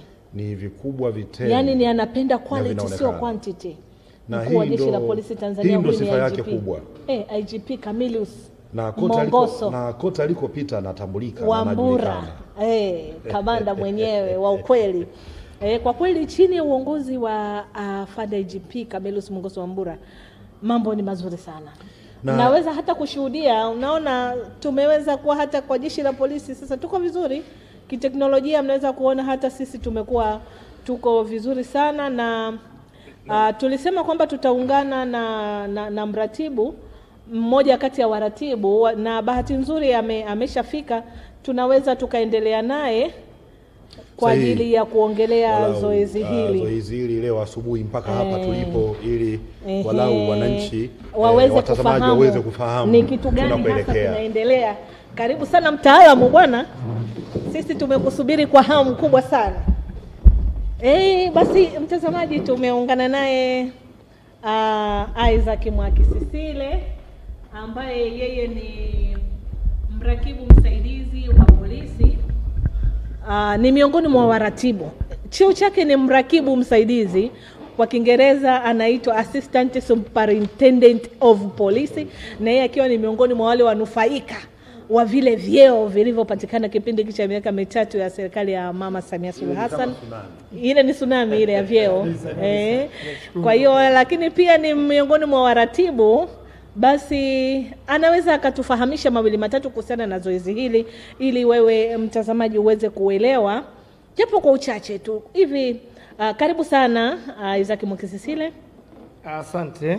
Tunajua unayo majukumu mengi sana kuhakikisha kwamba zoezi hili linaendelea vizuri, lakini kwa kifupi tunaposema hii FTX ni kitu gani? Labda msikilizaji angependa kufahamu FTX ni kitu gani, kimetokea wapi na kwa nini kimekuja Tanzania? Hili ni zoezi la medani ambalo linatokea kwa uhalisia na linahusianisha uwepo wa visa au matukio ambayo yanaakisi uhalisia wa matukio yanayotokea katika hali ya kawaida. Zoezi hili huwa linajengwa katika eneo la kufikirika. Kwa hiyo kwa zoezi hili la sasa, kama wewe ulisikia wakati wa ufunguzi, limesimikwa katika nchi ya kufikirika inayoitwa Jamhuri ya Raha. Ndio. Kwa hiyo lina historia yake, na historia kuu ni ile ambayo inaakisi utimizaji au utekelezaji wa standard operating procedures za EAPPCO ambazo zimewekwa kwa ajili ya nchi zote wanachama kuzifuata. Kama ambavyo leo tulimsikia Head of Arabi Nairobi wakati akiongea katika ufunguzi kwamba Mheshimiwa Polo Africa Polo Africa akizungumza kwamba mategemeo yetu ni kwamba tutaangalia katika zoezi hili utekelezaji wa ile standard operating procedures, na tukiona gaps maana yake ndio wakati tutakuwa sahihi wa kufanya maboresho ya document hiyo ili iweze kusaidia nchi za Mashariki mwa Afrika kuweza kusimamia au kuweza kupambana na matukio yanayohusiana na ugaidi na makosa yanayovuka mipaka. Lengo hasa la zoezi hili ni nini? Ni kutengeneza utayari wa nchi za EAPCCO kwa ajili ya kupambana na changamoto ya ugaidi pamoja na makosa yanayovuka mipaka. Kwa hiyo ndio simu ya zoezi hili kwamba tunatengeneza uwezo wa ukanda wa EAPCCO kuweza kuwa tayari kufanya kazi kwa pamoja katika kupambana na changamoto za ugaidi na pamoja na makosa yanayovuka mipaka. Unafikiri ni kwa nini tunatengeneza utayari? Tuna changamoto za ugaidi katika eneo la EAPCCO, na hasa ikizingatiwa kwamba tuna tatizo Somalia ambapo Al-Shabaab na ISIS Somalia wanasumbua. Tuna tatizo la ADF kule nchini DRC Congo ambaye ni mwanachama wa EAPCCO. Kwa hiyo kwa ukanda wa EAPCCO kufanya zoezi la utayari kwa nchi zao kuweza kupambana kwa pamoja na matukio hayo ni swala ambalo alikwepeki. Okay. Kwa hiyo Tanzania kufanyika kwa hili zoezi hapa, Tanzania tunafaidika vipi? Kwanza kwa jeshi la polisi Tanzania, lakini kwa nchi kama nchi. Cha kwanza ni mafunzo, ni zoezi la mafunzo. Kwa hiyo mafunzo yatakayotokea katika zoezi hili yatanufaisha pia askari wetu takriban 80 watakaoshiriki zoezi hili na kuongeza weledi wao katika utekelezaji wa kazi zao za kila siku, na pia itatutengenezea sisi kama Tanzania uwezo wa kushirikiana na nchi nyingine katika kupambana na changamoto ambazo zimo ndani ya zoezi hili na kutengeneza standard operating procedures ambazo zitatusababisha tufanye kazi bila kujikwaza na kugongana. Kwa hiyo zoezi hili lina faida kubwa kwetu, na pia kwa upande mwingine kiuchumi linachangia pia uchumi wa nchi, kwa sababu watu wametoka nchi tofauti wanakuja hapa wanatumia fedha zao kwa ajili ya kuboresha zoezi hili pamoja na mambo yao binafsi. Lakini pia mahusiano kati ya askari wa polisi wa nchi na nchi, mara nyingine hata tulivyokuta baada ya watu kufika walikuwa wanahofiana. Baada ya kuingia kwenye kambi moja tumekuta siku mbili hizi watu wakiwa na urafiki, watu wakiongea pamoja, wakipiga picha pamoja na wakizishare picha zao katika mitandao ya ndani, kwa sababu mpaka sasa hatujaruhusu bado kushare picha hizo kwenye mitandao ya nje. Kwa hiyo picha zao tunaziona kwamba wanashare picha zao wakiwa wanapiga picha za pamoja, kwamba urafiki umetengenezwa kati ya askari wa polisi wa majeshi tofauti. Na baada ya zoezi hili tarehe 17 wananchi wa nchi hizi za ukanda wa Mashariki ya Afrika wategemee kuona nini au kupata nini? Lengo la kuona mabadiliko pale palipokuwa dhaifu pataimarishwa, kwa sababu baada ya zoezi hizi tuna kitu kinaitwa after action review ambayo itaangalia mapungufu ya kila eneo na kuyaadresi kwa ajili ya kufanya marekebisho. Kwa hiyo kila nchi itatoka hapa ikiwa na marekebisho yanayoweza kuwafanya wafanye kazi vizuri katika uwezo na standard ambazo zinatakiwa. Kwa hiyo tutegemee kwamba baada ya zoezi hili pengine kama kuna tukio litatokea basi linaweza kukabiliwa ipasavyo. Lakini bila shaka turudi kwenye nchi ya raha. Tumeambiwa tukitoka hapa TPS tunakwenda kwenye nchi ya kufikirika, nchi ambayo imejengwa kwenye eneo la kufikirika, lakini matukio yatakayotokea kule yatakuwa ni matukio ambayo ni halisia. Kuna uhalisia kwamba kama ni risasi za baridi zitapigwa, milipuko itakuwepo, na matukio yote yale ambayo yatatengenezwa yamejengwa katika uhalisia ambayo yanatokea katika maeneo mbalimbali ya ulimwengu. Sasa turudi kwenye nchi ya raha. Ile nchi ya raha, kama nchi ya raha tumeambiwa kwamba kuna uongozi, kuna rais. Hebu tueleze watu wake ni watu wa aina gani? Ikoje walau tuweze kuijua, watazamaji waweze walau kuelewa. Kwanza nchi ya raha imesimikwa katika maeneo ya mkoa wa Kilimanjaro na Arusha. Ni nchi iliyosimikwa hapo na ina ramani na mipaka yake. Nchi hii inaongozwa na rais anaitwa Busalamari, na kwa ujumla ni nchi ambayo inakumbana na changamoto nyingi za matukio ya ugaidi. Katika nchi ya raha, pamoja na mambo mengine yote, kumetengenezeka makundi ya kigaidi ambayo yanafanya mafunzo na mazoezi katika maeneo mbalimbali ya misitu ya maeneo ya nchi ya raha. Nisiingie kwa kirefu kwa sababu special idea ya zoezi hili inatuelekeza kwamba tutakuwa kwenye nchi ya namna hiyo. Na kwa ujumla wakuu wa majeshi wa nchi za Mashariki mwa Afrika EAPCCO wamekubaliana kwa pamoja kwamba waweke azimio la kuhakikisha kwamba nchi ya raha inarudi katika utaratibu wa kawaida na inarudi katika amani na utulivu wake, inaenda kuondoa matatizo ya ugaidi na makosa yanayovuka mipaka yanayochangia pia ufadhili wa vitendo vya kigaidi. Kwa hiyo tupo katika nchi ya aina hiyo, na dakika chache zijazo matukio kadhaa yataanza kutokea katika nchi ya raha, na kwa ujumla wake ni kwamba askari wa majeshi ya polisi ya EAPCCO watakuwa wanafanya kazi jointly, ndio tunatengeneza vitu vinaitwa joint operation centers. Moja iko hapa ambako ni makao makuu ya nchi ya raha, na nyingine iko katika eneo la field ambako wamejiandaa kwa ajili ya kufanya utaratibu wa pamoja wa nchi zote, kutengeneza, kuchangia rasilimali zao, kuchangia askari wao, kuchangia ule uwezo wao na utaalamu wao kuweza kupambana na matukio haya. Kwa hiyo baada ya muda mchache tutaona uwezo wa askari wetu kuweza kufanya kazi kwa pamoja katika kukabiliana na changamoto mbalimbali. Na ni matukio gani hasa ambayo tuyategemee kuyaona ama kuyasikia kutoka kwenye nchi ya raha?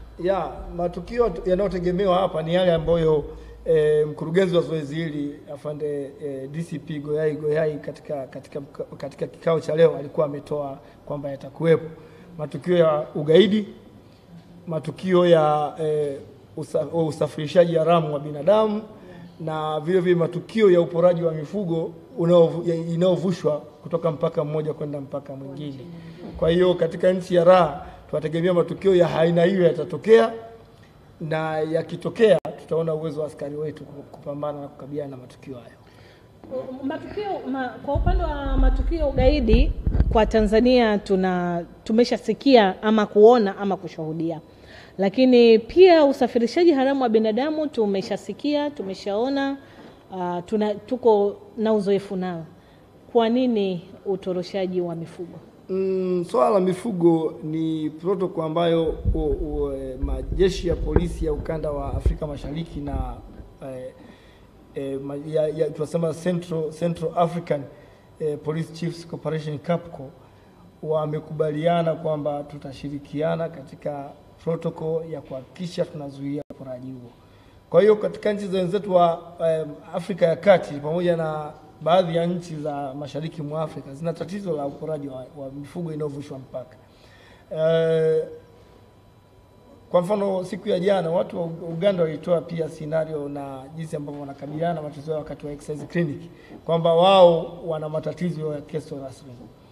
Na wenzetu pia wa Sudani Kusini nao wanakiri kwamba kwao kuna tatizo la TERRORISM. Kwa hiyo kama nchi moja ina tatizo, nchi nyingine zote lazima tukubaliane kwamba hebu tutengeze standards za kukutana na matukio ya aina hii. Kwa hiyo pamoja na kwamba hayaonekani sana Tanzania, katika ukanda wa Mashariki mwa Afrika EAPCCO tuna tatizo la TERRORISM. Kwa hiyo tumeliweka kati ya maeneo ya kuguswa ili yaweze kupatiwa utaratibu na standards za kupambana nayo. Kwa hiyo tutegemee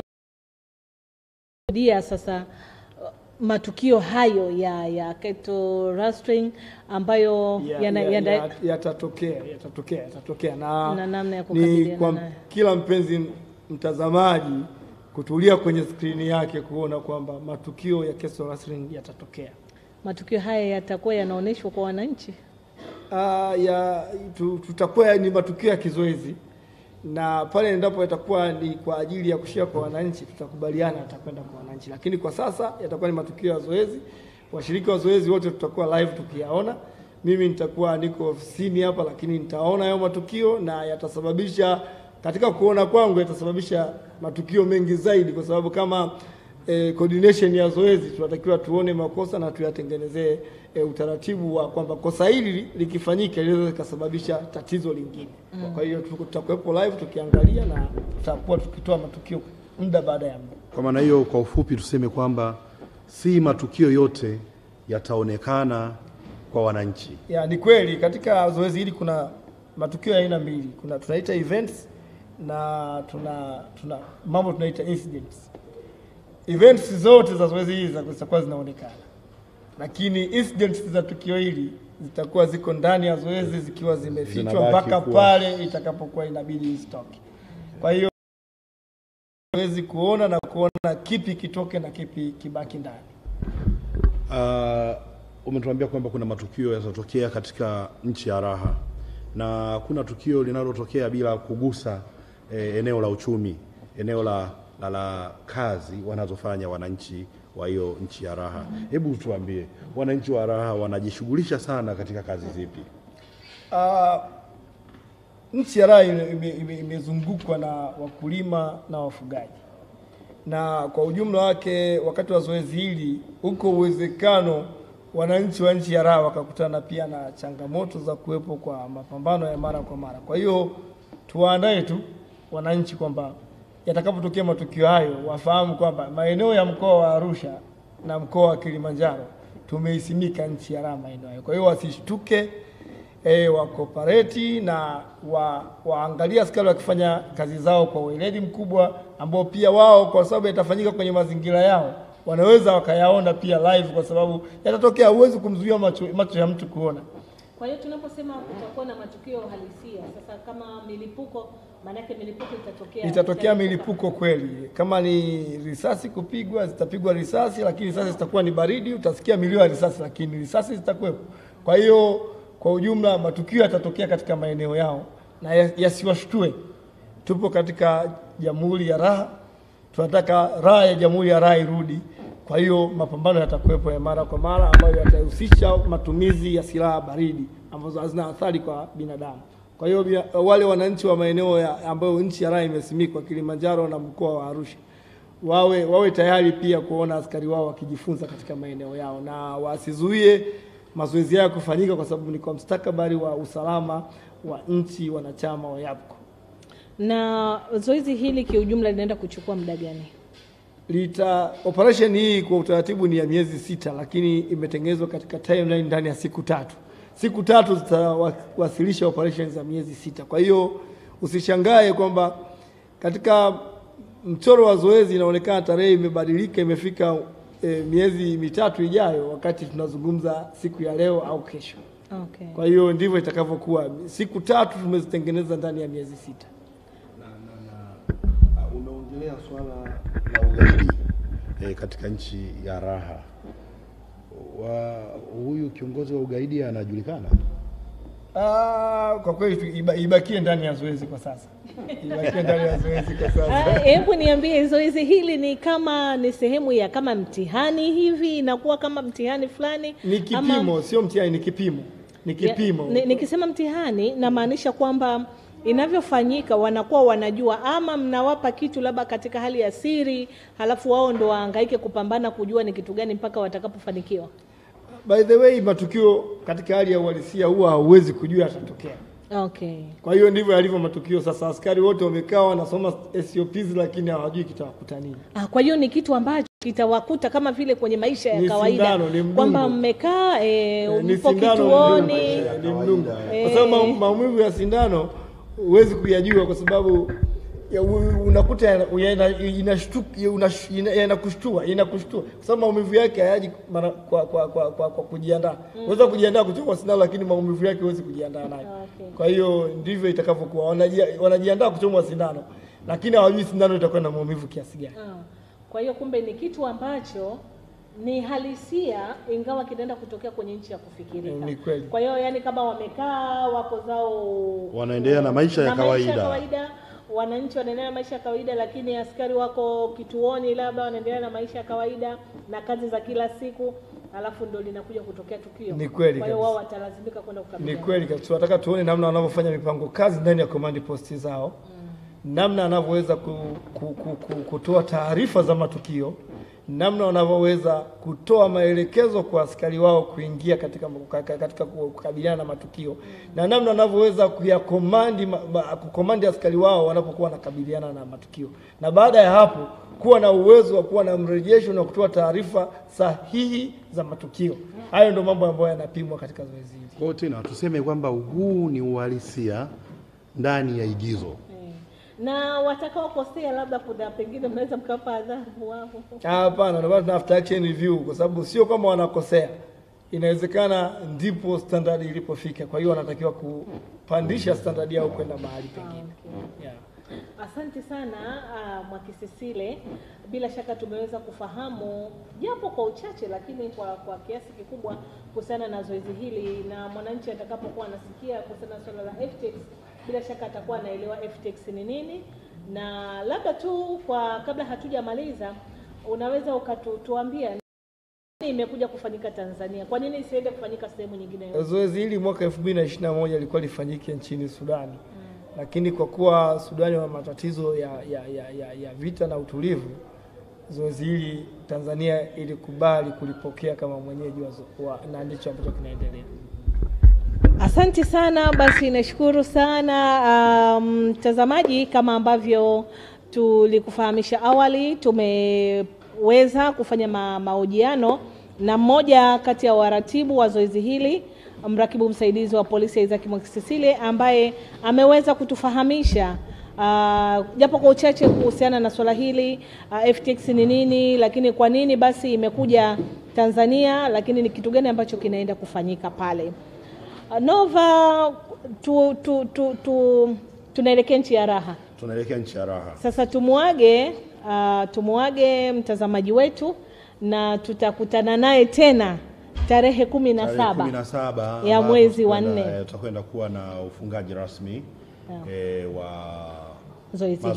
wa zoezi hili, na tutakuja moja kwa moja kwa maana ya live ama mubashara, na atapata matangazo haya kupitia Usalama TV kama tulivyofanya leo. Asante sana. Basi mtazamaji, tunakushukuru sana kwa kujumuika nasi tangu tulipoanza asubuhi ya leo kwenye ufunguzi rasmi wa zoezi hili la FTX EAPCCO Field Training Exercise Usalama Pamoja 2024 ambalo linafanyika hapa Tanzania katika shule hii ya polisi iliyopo Moshi, Kilimanjaro, nchini Tanzania, tukiwa ni wenyeji. Hili ni zoezi la 4 kufanyika, ambapo la kwanza lilifanyika kule nchini Kenya, likafuatia Uganda, Rwanda, na hili ni la 4. Na tunahitimisha hivyo tukikushukuru sana kwa kujumuika nasi, lakini pia tunawashukuru sana washirika wote tuliokuwa nao katika kuhakikisha kwamba matangazo haya yanakufikia moja kwa moja. Kumbuka studio ni sikuwa peke yangu, nilikuwa naye mwenzangu Novatus, mrakibu msaidizi wa polisi Novatus, lakini pia tulikuwa na mwenzetu mkaguzi msaidizi wa polisi Franki Lukwaro, ambaye tulikuwa naye uwanjani, lakini na baadaye tukawa naye ukumbini kuweza kutuletea yale yaliyokuwa yanajiri kule moja kwa moja. Kwa niaba ya timu nzima iliyohakikisha kwamba swala hili, zoezi hili linakufikia moja kwa moja, mimi nakushukuru sana.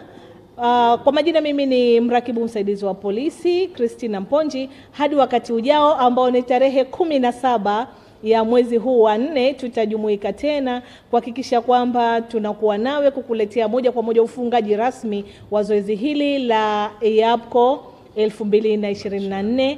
Tunasema asante sana na kwaheri.